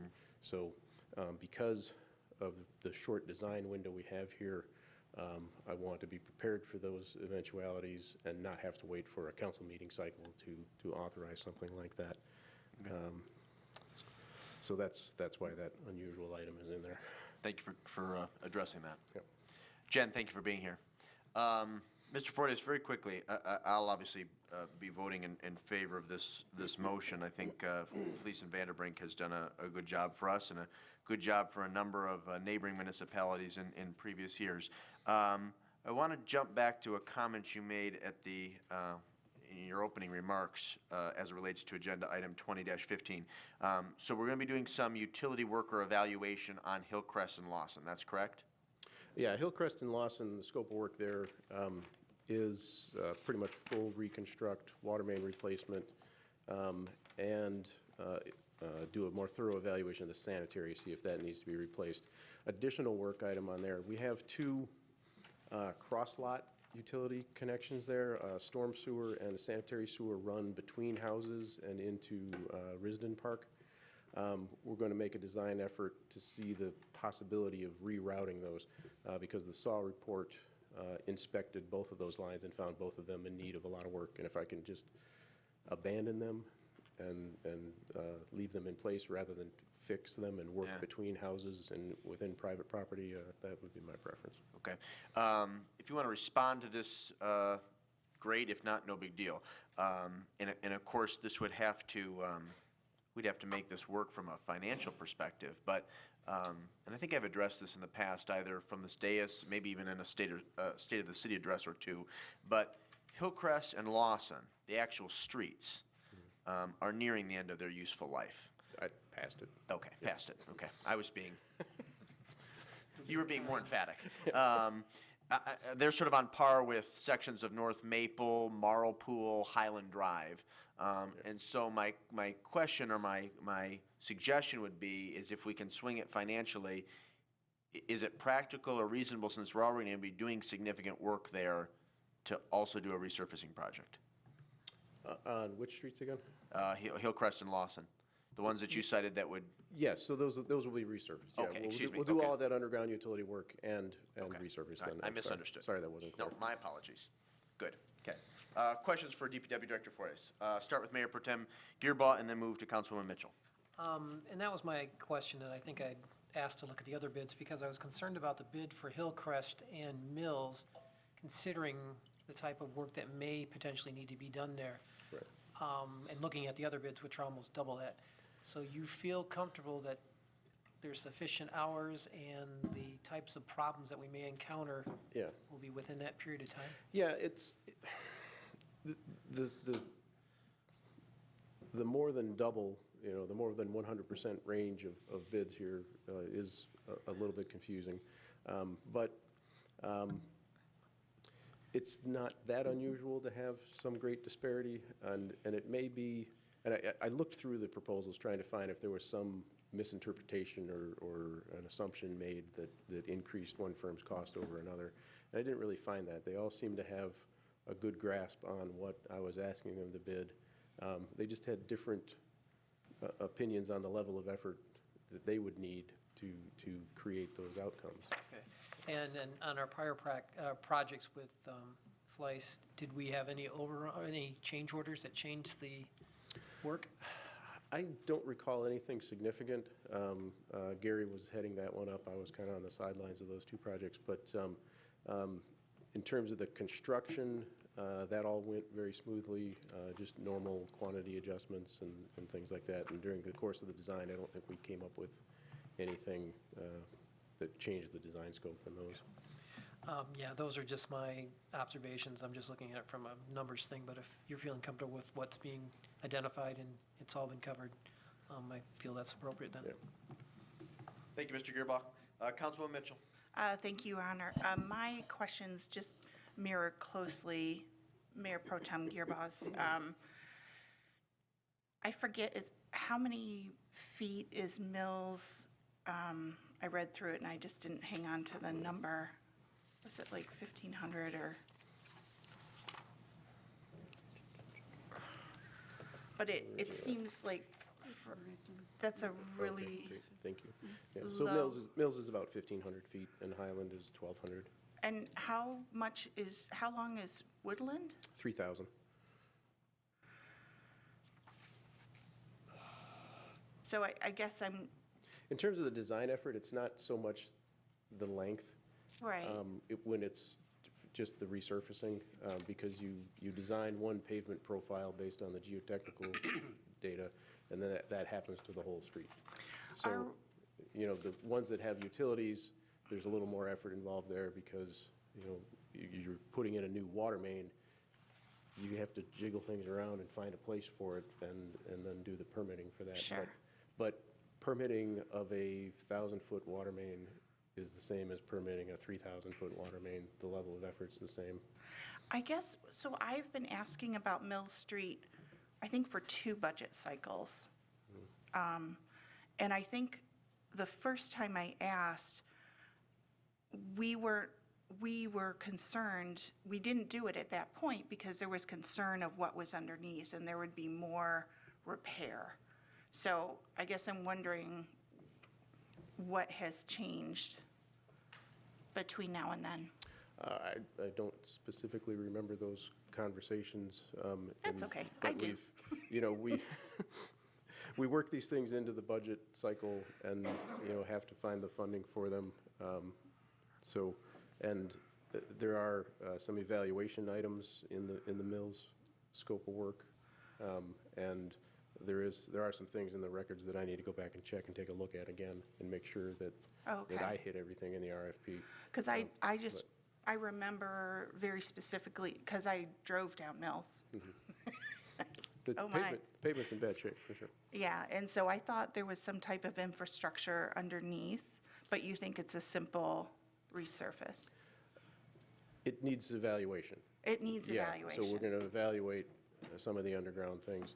And it needs, in Highland, there'll be utilities coming in from the Highland side that will connect into Mills. Oh, I see. So we'll definitely be doing underground work on the Highland side of that project. Okay, thank you. Additional questions from the dais, Councilwoman Dillon and then Mr. Delarico. Thank you. Mr. Fortas, can you remind me what will be left of Mills that has not been done during this? Because After right this? now, there's like sort of a span that was relatively new. And then there's a span that's sort of failing, and then there's the apocalypse. Yeah. There's I forget what year the project was, but the most recent project on Mills went from the South Hollywood intersection to Michigan Avenue. I think it's 2006 or 7. Yeah, so. It's 8? Oh, okay. Okay. So 2008, so it's 11 years old at this point. So it's, typical pavement, you're looking at 15 to 20 years lifespan. So that's well along its So is age there any merit in fixing her up a little? I mean, there's If you're already there, I mean, it's like, could you just go another, 20 yards kind of a thing? I guess, because I don't know, when are you ever going to get back to Mills? And what I don't want to do is have a pocket in between that's, Right. have new, relatively new, and then, Well, as it's proposed right now, it is from the end of the old project to the north, to Bennett, the part that wasn't touched Right. back then. But we I- can, I we feel always do look at the fine tuning of that joint, so if it's, if we can go 20 feet south Right. and grab some extra things, some bad things, we will do that. But we do have to stay within, the budget in the CIP. no, where there's- absolutely. There's no shortage of pavement that could stand to be repaved, so we got to cut it off somewhere. No, and absolutely. define it I properly. guess I'm trying to think, because I drive that every day, and I'm trying to think. I feel like the Poor Road sort of extends beyond Hollywood, even though it's relatively new. I guess I'd have to look back, and I apologize for that. In the pavement that was put down in 2008, there is a portion where there's a fair amount of cracking. It has been sealed over the years, so there's still life left there in that pavement. But it's more than just like crack seals. I mean, it seems like it's sort of ruddy. I think we're getting all of that. Are you getting, oh, good. Yeah, I mean, we can take a look at it That's pretty again, close. but- I believe what she's referring to is pretty close to the intersection there of Hollywood, Okay, yeah, the south entrance of Hollywood. okay. Yeah. South Okay. of the I- south entrance or in the intersection? I think it's a little bit south of the south entrance. Okay, well, we can take a look at that. I think personally, because I live in that vicinity, I think Mills gets better the further south you get, closer Yes. to the intersection of Michigan Ave. Yeah.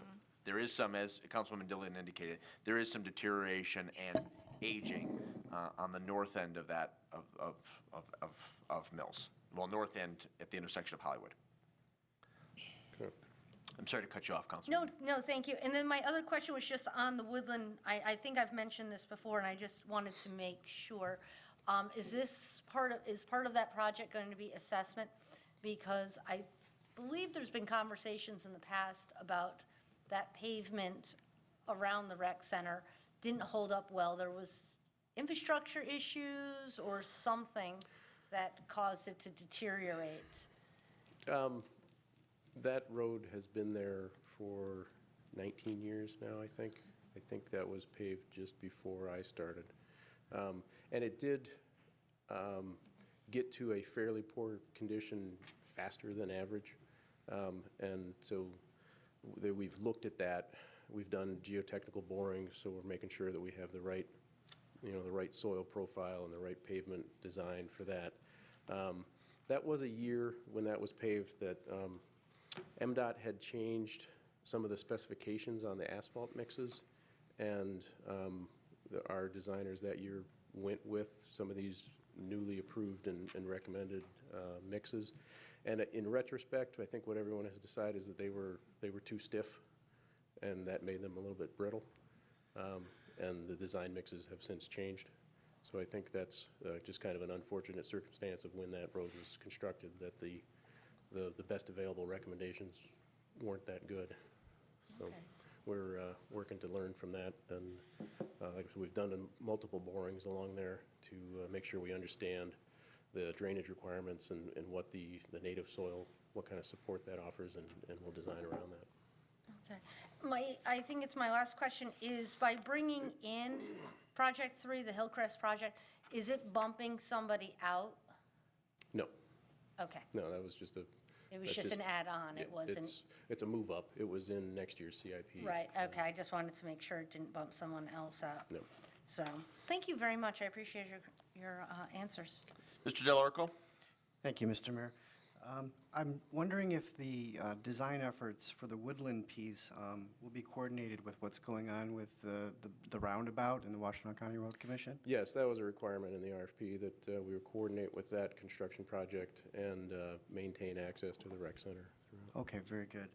And the 20% design contingency, that will be capped at 20%, right? Correct. Yeah, anything additional would, should it occur, which I don't expect, would have to come back for approval. Yep. Okay. Thank you. Any additional questions? Thank you, Mr. Fordyce. Discussion on the motion. A motion on the floor moved by Seal, seconded by Mitchell, to acknowledge, to approve, and to award. All those in favor signify by saying aye. Aye. Opposed, say nay. Ayes have it, the motion carries unanimously. We move on to the last action item of the evening, which is new business item 20-16, amended settlement agreement with Saline Ventures LLC, MI Homes of Michigan.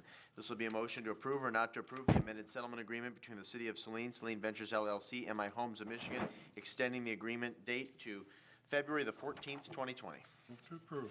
Moved by CO to approve. Is there a second? Second. Seconded by Councilwoman Dillon. I briefly messaged on this at the beginning of our work meeting last Wednesday. Mr. Campbell, anything you'd like to add? Just a note that the only thing that was changed, as you recall from the settlement agreement, is the date. Everything else is the same. So our due diligence period will continue, and hopefully we can develop consensus no later than February the 14th. Mayor Pro Tem Gearbaugh. Just for the city manager, do you feel we are moving quickly or looking at anything? We're sure, yeah, I think, we are moving fairly expeditiously.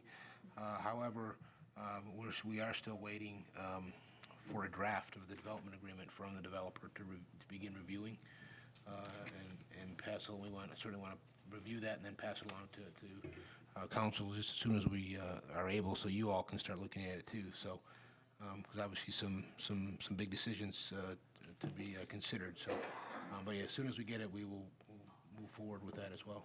I was just hoping we weren't experiencing any other delay from something, so, from them or us. Not on our side. Okay, At thank you. least as far as I mean, City Attorney's Office, Mr. Wood, Mr. Sweats are working very hard and being very focused on continuing to try and keep this moving forward. Great, thank you. Additional questions? Discussion on the motion. It's been properly moved by Seal, seconded by Dillon to approve. All those in favor say aye. Aye. Opposed, say nay. Ayes have it, the motion carries unanimously. We move on to the discussion portion of our agenda. First up is commission, committee, and task force reports from council members. Are there any? I don't think there are, because you've just a one-week turnaround from our last meeting. How about reports or other announcements? Well, I'll start, and this is timely because we just were talking about and acted upon a settlement agreement with MI Homes Saline Ventures LLC. So what I have here, and I'd ask the clerk to pass 3 down. Mr. Mayor Pro Tem Gearbaugh has already seen a copy of this. He's welcome to take one, but he doesn't have to. This is the draft 425 agreement that the city attorney's office has developed for the Andalina Farms property. Prior to this being sent to to Mr. Green at Dykema and Attorney Lucas at Saline Township, it was reviewed by the city manager, myself, City Treasurer Bennett, DPW Director Fordyce, and then I also asked Mr. Gearbaugh to take a look at it. I encourage you, to review the document and to email me and the city manager any questions and concerns that you may have. One thing that I do want to make note of, and as a professional courtesy, I contacted Supervisor Jim Marion to notify him of this before his attorney received the document.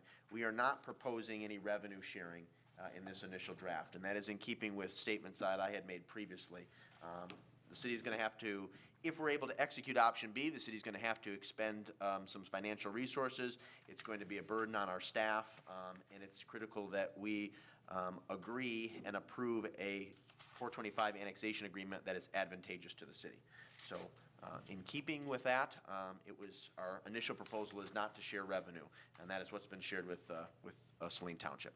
So if you'd like an electronic copy of this, I would encourage you tomorrow or later this evening to email the city clerk, and she'd be happy to provide you an electronic copy as well. And like I said, feedback, questions, or concerns, please email me or the city manager. Any other reports or announcements? Mr. Seal. Yes, sir. I forgot under the Commission, Committee, and Task Force portion. Last week, the Zoning Board of Appeals did meet and considered a request from Chelsea Lumber here at the Saline Yard. They're going to apparently construct a new building there, and they asked for a relief from the zoning requirement that they put a landscape buffer around the fence that's now going to be required for a much larger footprint for their detention pond. And that fence would normally entail having plantings around on the inside of the fence. They do have plantings on 3 sides, but the 4th side is under an easement for the Detroit Edison overhead power lines. So that would prohibit them from being able to plant anything there. So they came to the Zoning Board of Appeals requesting relief from that requirement in the zoning code, and it was granted. Very good. Thank you. Any other reports or announcements? Let's transition then to the ethics policy. You should all have received a copy of the ethics policy in your packet. A little bit of background. I think this was developed and approved either 2016, 2017. I had been thinking about this during the last quarter of 2019, and then I received an email from Councilwoman Mitchell sometime during the month of December. I think it's prudent that this be reviewed and potentially tweaked before we get people to sign and commit to abiding by the standards that are outlined in the ethics policy. Not sure if anybody had any questions or comments or suggestions, but I would welcome those in advance of moving forward. Ms. Dillon. Thank you. My only comment would be, with having a relatively new council, it would be my prerogative that we have some sort of a council retreat and sort of discuss what our expectations are, what the role of council is, that sort of thing, and have this be a part of that rather than just a separate isolated document. We can lay out, I think there's just a lot of things that we should address from the outset, some of which are addressed in this document. So that is something that I would suggest for hopefully earlier than later, maybe sometime in this first quarter. And I just, it's just, I'm putting it out there for feedback from other council members. Okay. Thoughts from other members? Councilwoman Mitchell? Thank you, Your Honor. I do think a retreat would be a good idea. I think that this council has had a pattern of being reactive rather than proactive for council relations. And I think it would speak well to start our work early and make sure we're all on the same page, and as Ms. Dillon said, iron out expectations. I do find myself wondering sometimes about a policies and procedures document, and I don't know if that comes under a separate envelope, but a separate bucket. Like, is that part of risk management, or is that some other administrative area? But that's my only additional copy. That's my only additional comment, is that some type of policies and procedures, if we could work on that. There's no hurry, but if we started, I think it would benefit us all.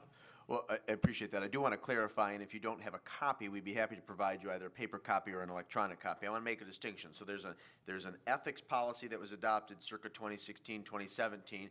Then there are the council rules and guidelines that were adopted in 2002, I believe. Mr. Gearbout would have been during your first iteration on council, and then revised shortly after I became mayor, 2013, 2014. So two pretty distinct documents, but two documents of great value, I believe. Mr. Gearbout?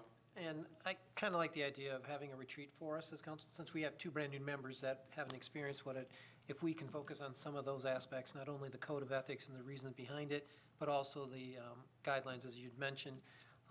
Having new ideas and new approaches to it doesn't hurt us to evaluate that. I don't know if it'd be like a Saturday morning, something that we had similarly done many years ago. I know we had done it. That doesn't necessarily focus on strategic aspects, but more of our operations and how we want to work together. And it works as an open meeting like anything else, but it just focuses a little bit more on something like that. Let me ask this question, then I want to make a suggestion. If we were to organize and convene a city council retreat, it would be my assumption that we would bring in somebody from the outside to facilitate that. Or if we can get somebody that's in our community that could help assist with that. Okay. But somebody would be. Yes, we need to facilitate Some it that way. independent third party would be facilitating that. Okay. I don't think that is a bad suggestion. I will note in advance of our final strategic planning session this Thursday, the city clerk and I spoke to Marilyn, was it last week Tuesday? It doesn't matter. To go over and to prep for Thursday's retreat. And I believe the first half hour or so, or the first third of the session, is going to be devoted to team cohesion, team building, operations. I don't know that that's going to be sufficient and meet your needs, but I guess what my proposal would be is let's maybe regroup, or perhaps we can chat at the conclusion of Thursday's strategic planning session, see if what transpired was sufficient. If not, then we can go the route of maybe identifying some dates and start to talk about who we could bring in to help facilitate a council retreat. Does that sound reasonable? Yes. Okay, all right, very good.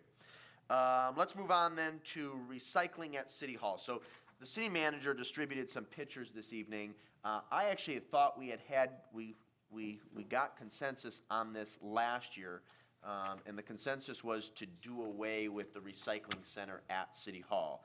But I think there's some I'm not sure that was as clear to others as it was to me. So I'm bringing this forward this evening to see if folks would like to consider or like to continue having a recycling center at City Hall. Needless to say, based on the pictures and my own anecdotal observations, it can't continue, the status quo can't continue, because we have garbage and recycling, as you can see, strewn about City Hall campus. At a minimum, we would need to build some sort of fence and probably get, I think we would have to move to some large dumpster. Is that correct?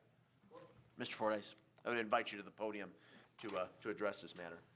When we reviewed options with, that Waste Management could provide at the time of contract renewal, it was basically either some variation of this with the individual carts or a very large roll-off type container. And my recollection is the council as a body did not like the mass of that roll-off container. Was a very large one. And it came at a cost too, did it not? Yes, there would be a change in cost structure. Okay. So. Okay. So just looking for feedback, is this something folks would like to continue, or was my assumption correct that the majority were in favor of doing away with this service? Are you working your way, or do you want to? Start with you. How about that? I just think this is absolutely unacceptable. I've thought that for quite some time. And I was definitely not in favor of spending the money for a roll-off dumpster. So I think that either we need to, I think in any event, this needs to go away. Right. If it's something that we feel as though we need to provide a service for residents, if possibly there's, a space at DPW, but that's a lot more open land that's open to wind. I mean, people are just not utilizing the bins the way they should be. When they're full, they don't stop. And it's not really fair to the people that live within any proximity to them, that there's garbage flying around. it's not fair to city staff that they have to go out and clean it up. So I would absolutely be in favor. I mean, currently, Mr. Fordyce, every resident has a recycle bin? Every resident has access to Access. one. When we did the initial rollout, we did have some people refuse and some people return them, but the acceptance rate was over 97%. So more than 97% of households have a recycling cart. Can you confirm for us too, like the garbage containers, can you get smaller recycling containers? Not at No, this okay, time. they don't offer They that. only offer the 96. And the recycling's only every other week, so Right. for most folks, 97 makes So, Ms. sense. Dillon, if I'm hearing you correct, obviously the status quo is not acceptable. You would favor doing away with this, and if we provided the service, maybe finding down the road an alternative location, DPW, rec center, et cetera. Right.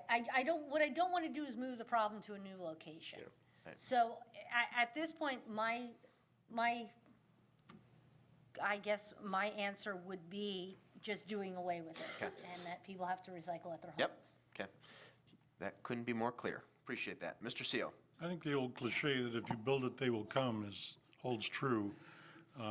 If we were to terminate this arrangement here and put a recycle bin or something larger at another location, I think it would just create another problem somewhere else.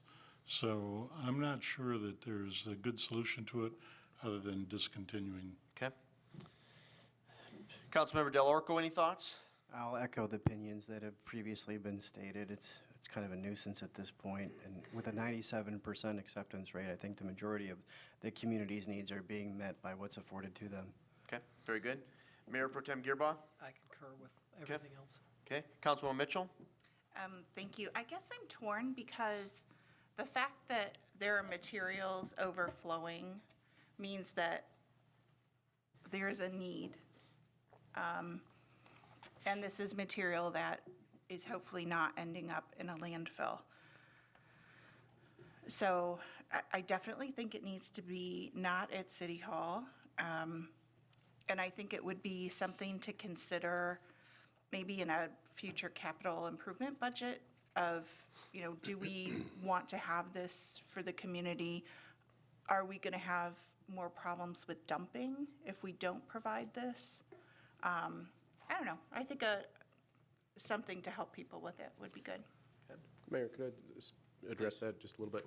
The Recycling Coalition that we recently joined and is in its infancy, and right now, one of their scope of work items is to address collection sites within the county.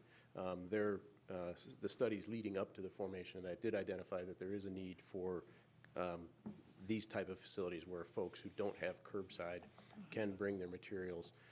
There's also a recognition that they are often problematic.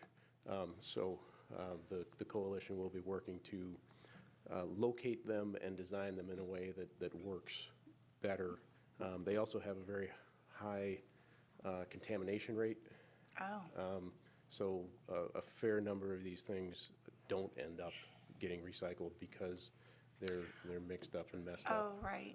Because the cardboard can't have any other moisture other than water. In these particular photos, there are some very well-prepared recyclable materials here. But and then the other thing that happens is this collection site is funded entirely by City of Saline ratepayers, but there's plenty of evidence in there that folks outside of the city limits are using it. Whereas if we do a coalition-based one, we're all in the same boat there, so it'll be more equitably funded. I had that problem with an adult child, that I came home and our container was entirely full. This is several years ago. I was like, what the heck? That's better than your pantry being empty. Who's paying for it? Yeah, I don't know. Thank you. Councilmember Camaro Sulek? Thank you, Mayor. I like the idea of seeing what the consortium comes up with their study.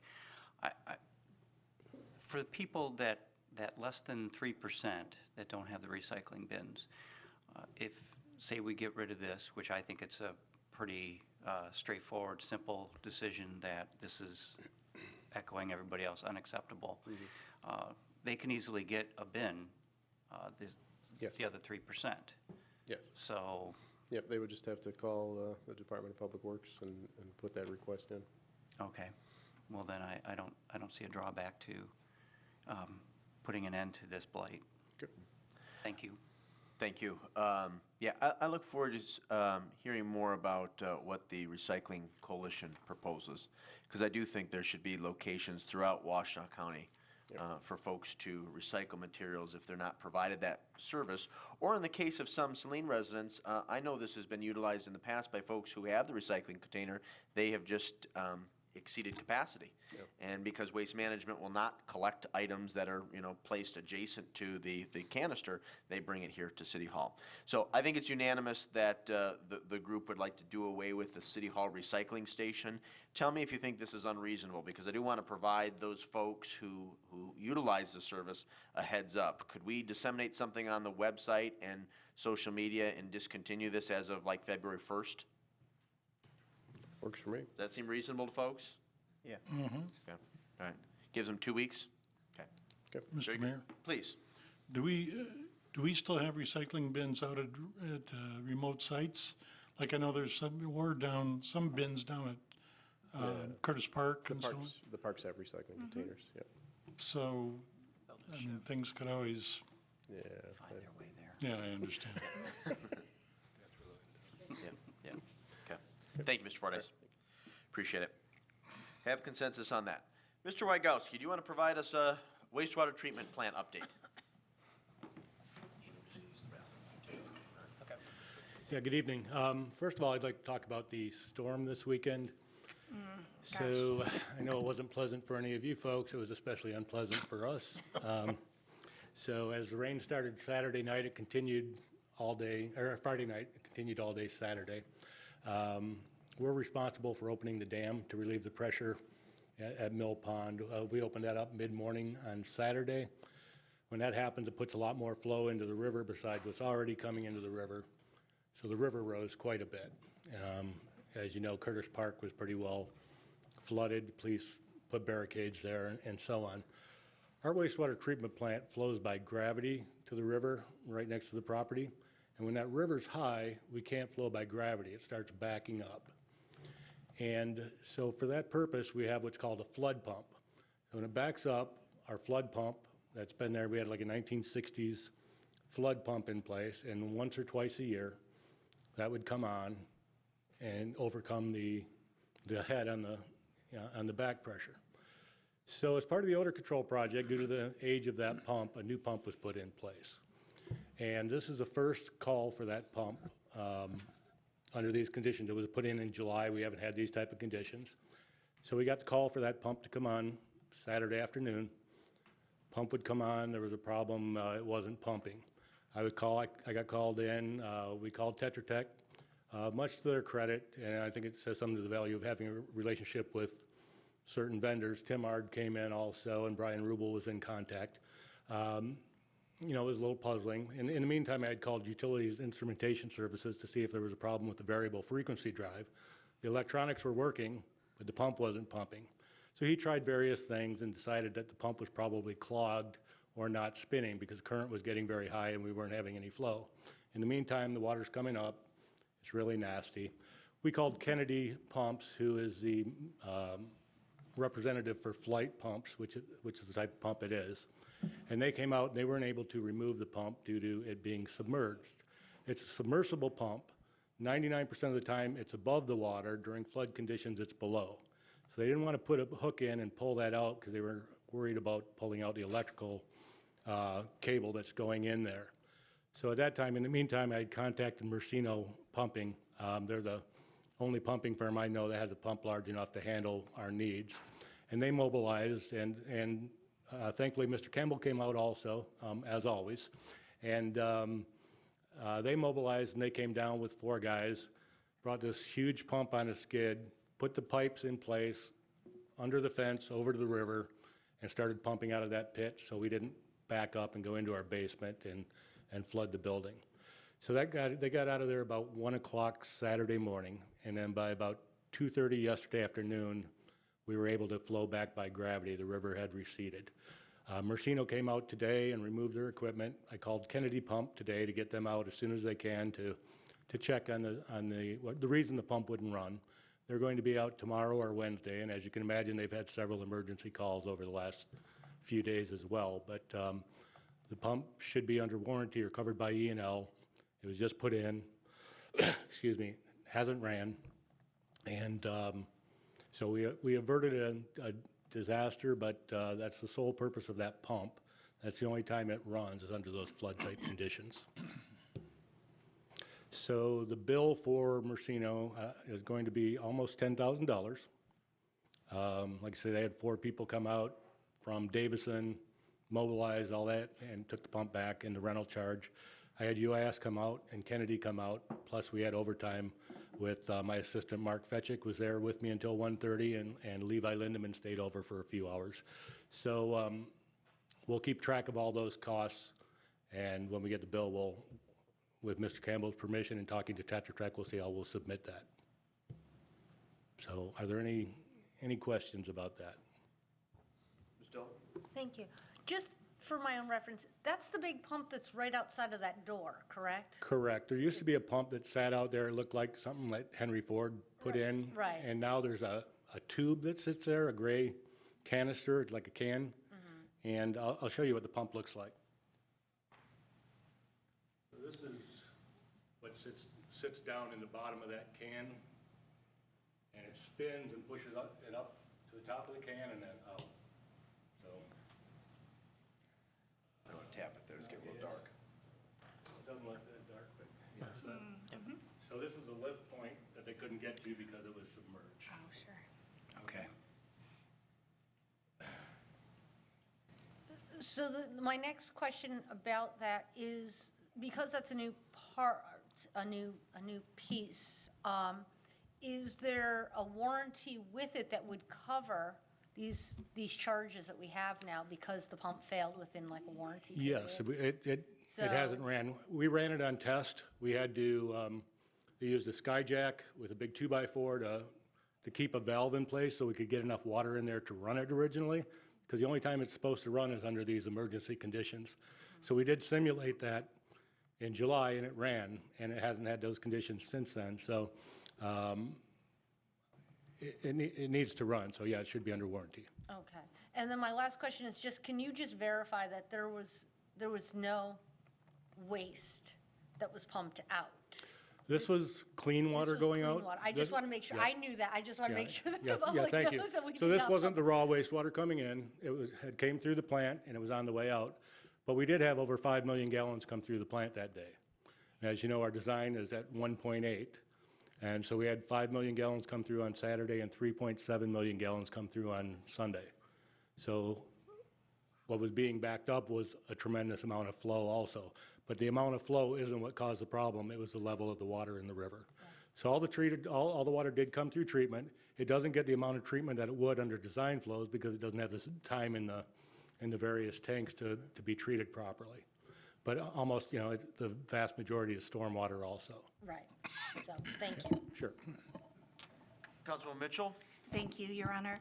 Thank you so much, Mr. Rogowski. Thank you for staying up late, and I hope that people in Saline know that Mr. Campbell and Mr. Rogowski and also your other staff member were out there, and I just want to extend my heartfelt thanks Sure, for thank you. your work. When you had mentioned that you all are in charge of opening the dam, do you report that? So, right, I believe Councilmember Dillon reported over the weekend, oh my gosh, there's some flooding. Has anybody been out there to close the park? So do you coordinate that with city staff so they can watch Curtis Park? So the police department does a good job of driving around and looking. A lot of times they'll let us know when there's a problem, and then we would open the dam.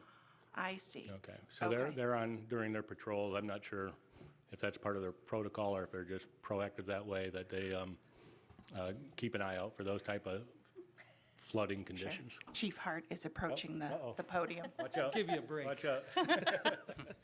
So yes, there are protocols that are in place. We have to send a lean message, Law Enforcement Information Network message to Milan and to Monroe County to let them know anytime that dam is opened up. And we call them on the phone to make sure that they got that message as well. So I believe we opened it, didn't we open it twice? We opened it more? We opened both gates. Yep, both Wow. gates, so we did make those notifications Okay. 2 times. And then I know that I got a phone call from Mr. Campbell, and I had previously driven around the community to just assess what was going on. And the officers, once the gate was opened up, recognized obviously that Curtis Park was starting to become unsafe. So they had reached out to Mr. Fordyce's crew to have them come in. So there was kind of it was a timing kind of a situation. They were on top of it, and then eventually staff came in, and I told them to just stay there at the entrance to Curtis Park until DPW arrived, just because of the flow of that water. If we had, pets or young children get in there, it would be a mess. And we actually went over to Mill Pond as well at the same time, and it seemed that was unsafe as well for visitors. So it was kind of a coordinated effort on Saturday between Mr. Campbell, myself, the on-duty staff, Mr. Fordyce, and Mr. Wygowski's staff. So we were all kind of busy on Saturday. Thank you. Yep. Thank you for that, too. Oh, I'm sorry, I just have a quick follow-up question. So is there any good in considering a policy to close Curtis proactively anytime the dam is opened? That, does it flood almost every time you open the dam? Yeah, I mean, I personally haven't been here long enough to know that. Curtis Park is the quintessential floodplain. Right, And if you get torrential rain, it's very likely that a portion of that park is going to flood. right. And of course, that's the genesis as to why a lot of land is developed into parks, because it can't be sold, it can't be built upon. Sure. So it turns into a park, and So, I don't know who needs to coordinate that, but, maybe it's the two things go together, that Curtis Park is closed before the dam is open. I don't know. You guys are the pros, so. That'd be a topic for leadership tomorrow. We can have further discussion, department heads. Thank you. Thank you again. additional questions, Councilmember Camaro Sulak? Thank you. I echo that, coordinating that. And also, I'm not sure I understood if the cost to have the other pump come in will be covered by the warranty that we have with Tetra Tech. We're fully going to pursue that. Okay, but we don't know for sure? We don't know for sure, but in an emergency situation, we had to get that Right. taken right. care of, but Of course. we will definitely pursue that this week. Okay, Yep. thank you. Sure. That's all I have. Any additional questions? Mr. Delarco? Thank you, Mr. Mayor. Referencing what you said, the earlier pump, the one before we replaced it in 2019, it was built in the 60s, you said? I believe so. So over the last 10, 20 years, has it come on frequently and worked reliably? So I've been here a year and a half. Okay, so I can't say that, but normally maybe 2 times a year, we get these conditions where the river's high enough to have that problem. You may go, my understanding is a year without it, and some years you may have 3 or 4 times where it's used. I don't know the history of the problems with it. I know it was decrepit and it was in need of replacement. It was, had to be proactive. It was included in the odor control project. I'm assuming it was part of the capital improvement project for plan for a number of years, but it was an old pump. It had a radiator on it. I mean, it looked like a museum piece. Right, but it never failed. I can't say that, but I know it has ran since I've been there, but I don't know the maintenance history of the pump. Okay, so it was replaced under the recommendation of Tetra Tech because it was aging and antiquated, basically? I don't believe it was replaced under their request. I believe that city staff probably recommended that it be replaced, and it was part of the umbrella of the odor control project. It was independent of the odor control, but it was part of the project. So I don't believe Tetra Tech would make that recommendation. I think staff thought it was a good idea to replace it at that time. Okay, has there been any indication that the volume of water that came through the plant this weekend was simply beyond the reasonable expectation that the pump that we have in place could reliably process or handle? No, I believe that pump will pump it out pretty quickly if it's running. But Okay. when it's not running, it doesn't pump very much. And, you know. and it had nothing to do with the electrical.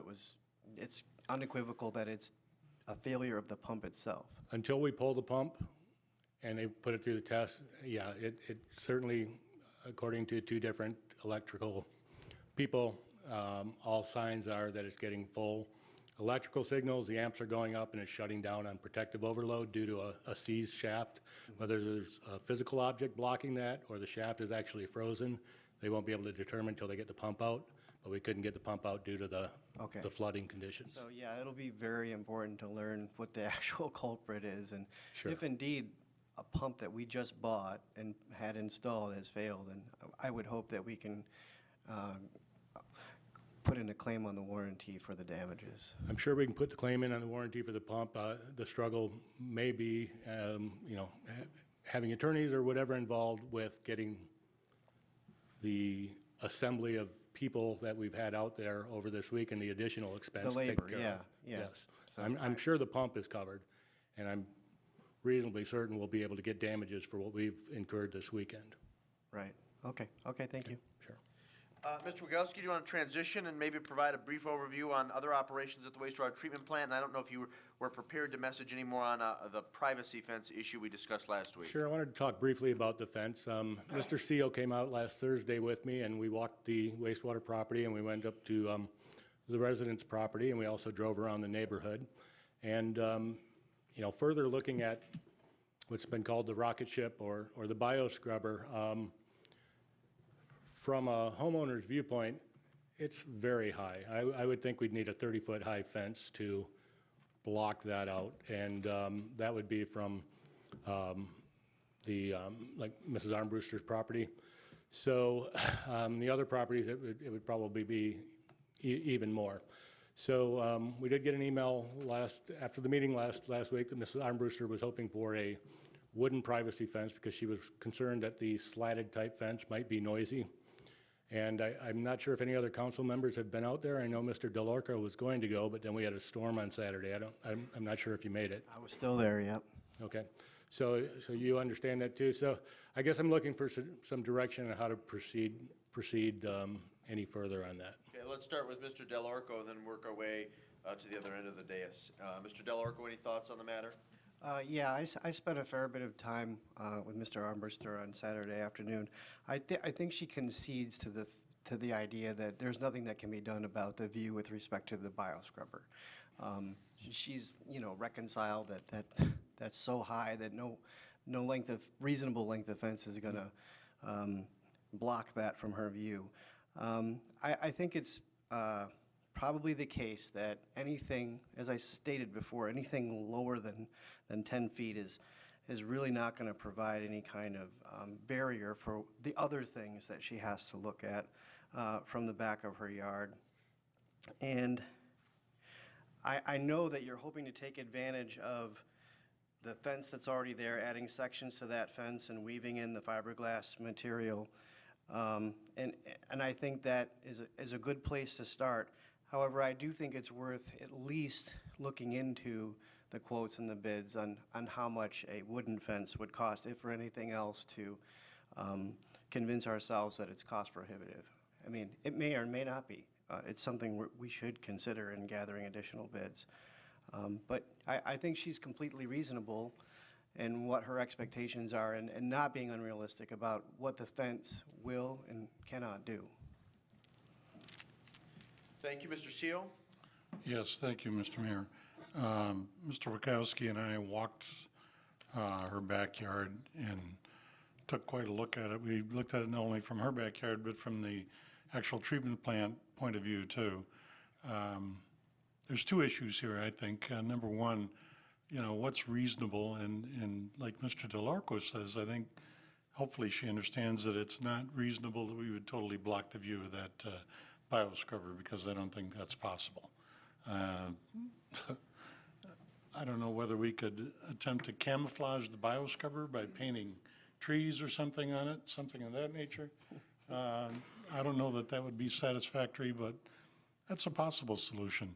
I certainly don't think the fence is. And I don't think that a wooden fence or an extension of the cyclone fence with fiberglass slats, I don't think either one of those are going to block the view.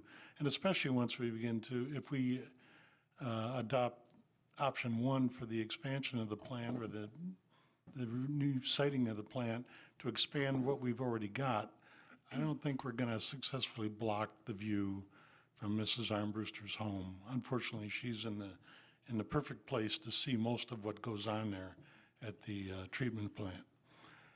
The other issue is an issue of fairness. So if we were to do something and attempt to block the view with some kind of an immense fence, what will we do for the adjacent neighbors? And I'm not sure how much offense that they suffer from looking at this view themselves. I think some people really get upset and they let certain things get under their skin, and no matter what you do, it's going to upset them. Other people tend to see things like the bioscrubber or a radio tower and say, you know what, I guess it's part of today's modern skyscape, and it's part of what I have to live with. So I don't think it's that offensive in and of itself. We may be able to do some things with some of the lighting, maybe providing shields for some of those lights that would reduce the lighting offenses that she talks about for her, but I don't think the fence is a reasonable answer. Thank you, sir. Councilwoman Dillon, any thoughts on this matter? Thank you. I have not been out to her property. I was actually waiting, I was coordinating with the city manager's office, because I thought we had talked about having some sort of pole that would show us the different heights, and so I didn't want to just go out there and try to ballpark view it, and so I wasn't sure. But Mrs. Armbruster and I have been had many conversations about that, about it since our last meeting anyway. And so I'm still working on coordinating that.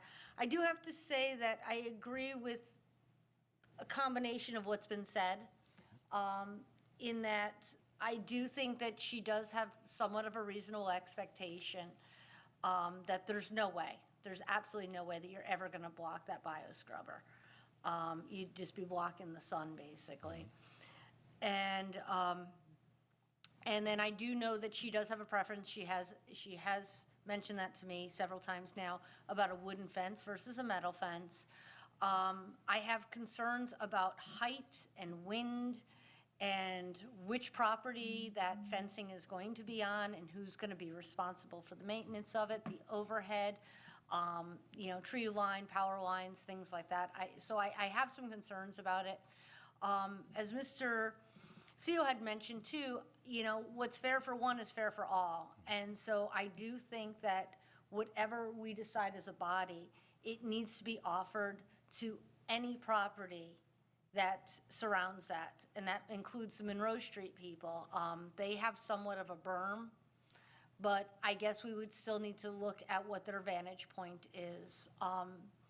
And when you start looking at that, is this going to be cost prohibitive for us? That's another big factor that we're just going to have to address. So I guess my very long, short answer is I don't have an answer at this point. I think that we definitely have many more steps to go before we can make any kind of informed decision. Very good. Mayor Pro Tem Gearbaugh? There's not a lot that I can add to what already been previously mentioned. From my perspective, I think there's some kind of reasonable approach that we can help with maybe screening some of that. I mean, the idea is to be able to use the backyard, but I think the biggest issue has always been is the odor, and if we can address that part of it. For screening, that's going to be my biggest concern, because I don't know how a 6 or 10 foot fence is going to look. Personally, from my own perspective, being in my own backyard with a 10-foot fence, and that's what I got to look at, might as well put up a stone wall. But that might be not her concern. We have some ideas, but Ms. Dillon was appropriate in the idea that, if we do this for one, we really have to look at doing it for everyone. I do recognize, though, her property is angled at a way that it's more exposed. And we have built and added stuff on, so we as a city need to accommodate with either a fencing or more landscaping or something from that perspective. So do we have a solution right now? I don't know, but we need to look at something a little bit more. I'm not so concerned with making her the only person that we address because of the uniqueness of how her land situates with that building and what she can see. At this point, we just need to kind of look at what we've got and come up with a solution, and if it doesn't settle with either side, then we may be at a standstill. Councilwoman Mitchell? Thank you, Your Honor. I've just been listening carefully to what's been said before me, and I'm struck by an idea that I would like to talk to Mrs. Armbruster herself and the city manager himself and see if there's some type of very, very reasonable compromise that could be done. I agree with Mayor Pro Tem Gerba that the odor, the lights, anything that we can do to make that situation more tenable. And I still come back to the fact that the wastewater treatment plant was there first. And I think that anyone who is in the city who is overlooking, vacant land or city property, that they might need to be prepared to have equipment changed, to have vacant lots now sold. So I don't have any concrete ideas for now, but I have some paths I'd like to discuss with the city manager, so thank you. Very good. Mr. Kamara-Sulak? Thank you. I went out on Sunday and took a look and took some pictures and really gained a better perspective of how she has this incredibly good view of the plant, with having so much frontage there and looking down. It really comes back to what we've already discussed here, and trying to figure out what kind of a compromise that there can be, because she's mentioned the odor and the view, and I think that we're on the right path, that we're not going to be able to hide the rocket, but I think there's a lot that we can do to at least get a bid to see what kind of costs we're looking at, like Mr. Delorco said, for a wooden fence, so we have some kind of an idea, and maybe there's something that we haven't thought of, painting the rocket, but I don't know how costly that would be too, and what would be neutral enough in the different seasons to hide the rocket, or just put a big smiley face on it, or welcome to Saline. I don't know, but we might have to think out of the box. But obviously, we're going to have more discussions about this. Thank you. Yeah, I have no problem, as I indicated at the last meeting, about your office, your department getting some additional quotes and maybe getting a quote or two on the cost of a wooden fence. Not sure I'd be supportive of that, but I would be interested in reviewing that information. I think in the interim, of course, we'll revisit this issue when we reconvene at our next regular meeting, which is on the 3rd, is it not? Yes. February 3rd. In the interim, if there are folks who'd like to tour the wastewater treatment plant, specifically to look at the property line between our plant and some of the adjacent parcels on Circle Court or Anwood, please contact the city manager, wastewater treatment superintendent, and if there's additional members who'd like to look at the vantage point from Ms. Armbruster's yard, I think everyone has her contact information, and you can reach out to her as well. But we will revisit this on February 3rd. Briefly, do you want to provide an update on some of the other operations at the wastewater treatment plant? I did have to excuse myself to use the restroom. Did you mention Nova Filters or any other? I was in contact with Nova Filter about the bearings. They provided me with some instructions on how to repair those, but with talking with Mr. Campbell, they need to find somebody to repair those. They were talking about taking the one good bearing off of one and putting it onto the other unit. They did give me a date of February 28th to remove the one filter back to Florida for refurbishment. And that's where we stand with that. Are they both down? They're both down. Each has a bad bearing. Any other issues with the wastewater treatment plant we should be made aware of? Just if you have any questions. Okay. Any questions? Ms. Dillon? I just wanted to circle back, I'm sorry, on Mrs. Armbruster. One of the things that I have been thinking a lot about is the camouflaging. Could we look at it from the inside out? Is there a way that we could plant trees around our equipment on our property to mask those buildings and things like that, to where what people are seeing is more greenery? Well, I've only had one complaint about the visuals of the plant. So I haven't had that from many of the neighbors, and during foliage season, hardly anybody can see the plant at all, including the rocket ship. So it's only a winter issue, and that's for one resident that I'm aware of. Others may have concerns. I haven't voiced the concerns. So I don't want to go overboard on that when I'm not sure there's a problem. And the other thing with the treatment plant, you generally don't want a lot of roots and such around your cement structures, because it can cause damage to those structures. So that's why most wastewater treatment plants or water treatment plants, they don't have foliage there, because it's not good for the cement structures. Okay. If I could as well, another concern I would have for that would be just overall maintenance of the equipment, getting access to it. If you're having to work around a number of trees or arborvitae or whatever would be chosen, that would be a concern of mine as well. We did look at plants along on our side of the fence line at Mrs. Armbruster's property, but it was deemed to be too steep of a slope to plant those. Ms. Mitchell?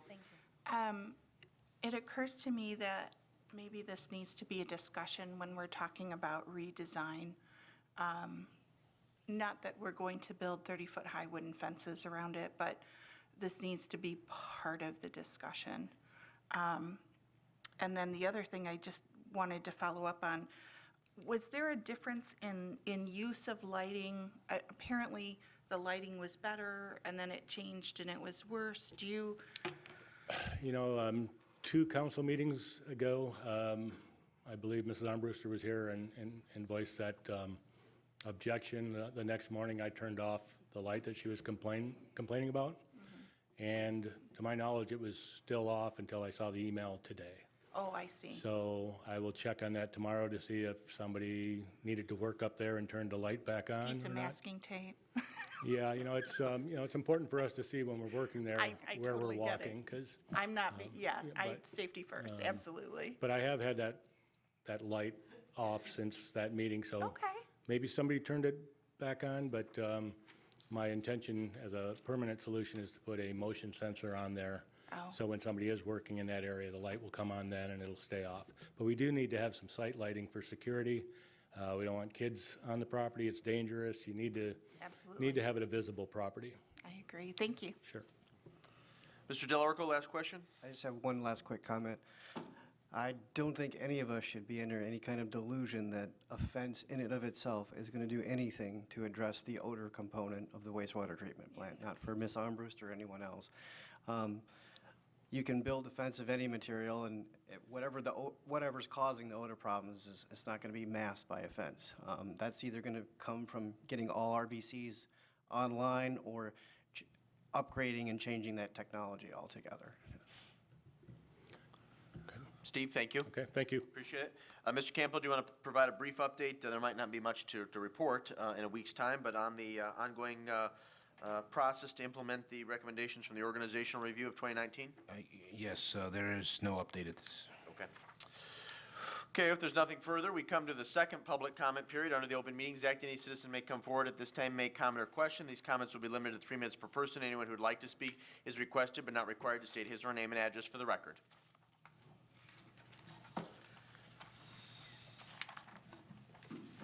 Mary Hess. I do want to make one comment on Ms. Armbruster, that the limbs on the back of the fence, the limbs that have fallen from the trees have not been removed. So that's one part of concern. The other one is I got to go to the meeting in Tetra Tech, talked about the 4 options, and their contract that they got. They definitely worked hard on Tuesday in their presentation. Presentation was great. The news of possibly our water and sewer bill going up about $1,100 a year was not a surprise, but I think whatever you do, the council is obligated to inform the people you represent on the 4 issues, the 4 costs of the issues, and the time that it's going to take, because apparently option 4, Tetra Tech and another gentleman that worked for Tetra Tech said that, you know, it could be 3 years for option 4 and 2 years maybe for another. And I think what's very, very important is that the public is made aware of what's going on with the options. Also, it appears Oak Creek, the layer farm will be coming online, or they are building, and it appears there's going to be a line going through Oak Creek, which I understand is going through the street, or under the street. And it would be nice to have a heads up for the people that live there, or the whole area, of a timetable, I apologize, as far as when this be the next year. I have heard it's within the next year, but I've been known to be wrong. Thank you for your kindness. Are there additional citizen comments this evening? Thank you all. Please note our upcoming meetings, including our strategic plan wrap-up this Thursday at 6 p.m. At this time, I'm sorry. I failed to announce, and I left flyers at each one of your seats this evening, that the future of our rec center community forum is this Wednesday, January the 15th at 6:30 p.m. here at City Hall. All are welcome, especially patrons and those who are interested in becoming rec center patrons. We're especially interested in hearing your ideas on how we can improve the viability of the rec center. Again, it should last about an hour and a half, beginning at 6:30 p.m. here at City Hall. Questions, you can either direct them to my office or Parks and Rec Director Carla Scruggs. At this time, the chair would entertain a motion to adjourn at 9:26 p.m. Motion to adjourn. Moved by Camara Sulak to adjourn. Is there a second? Second.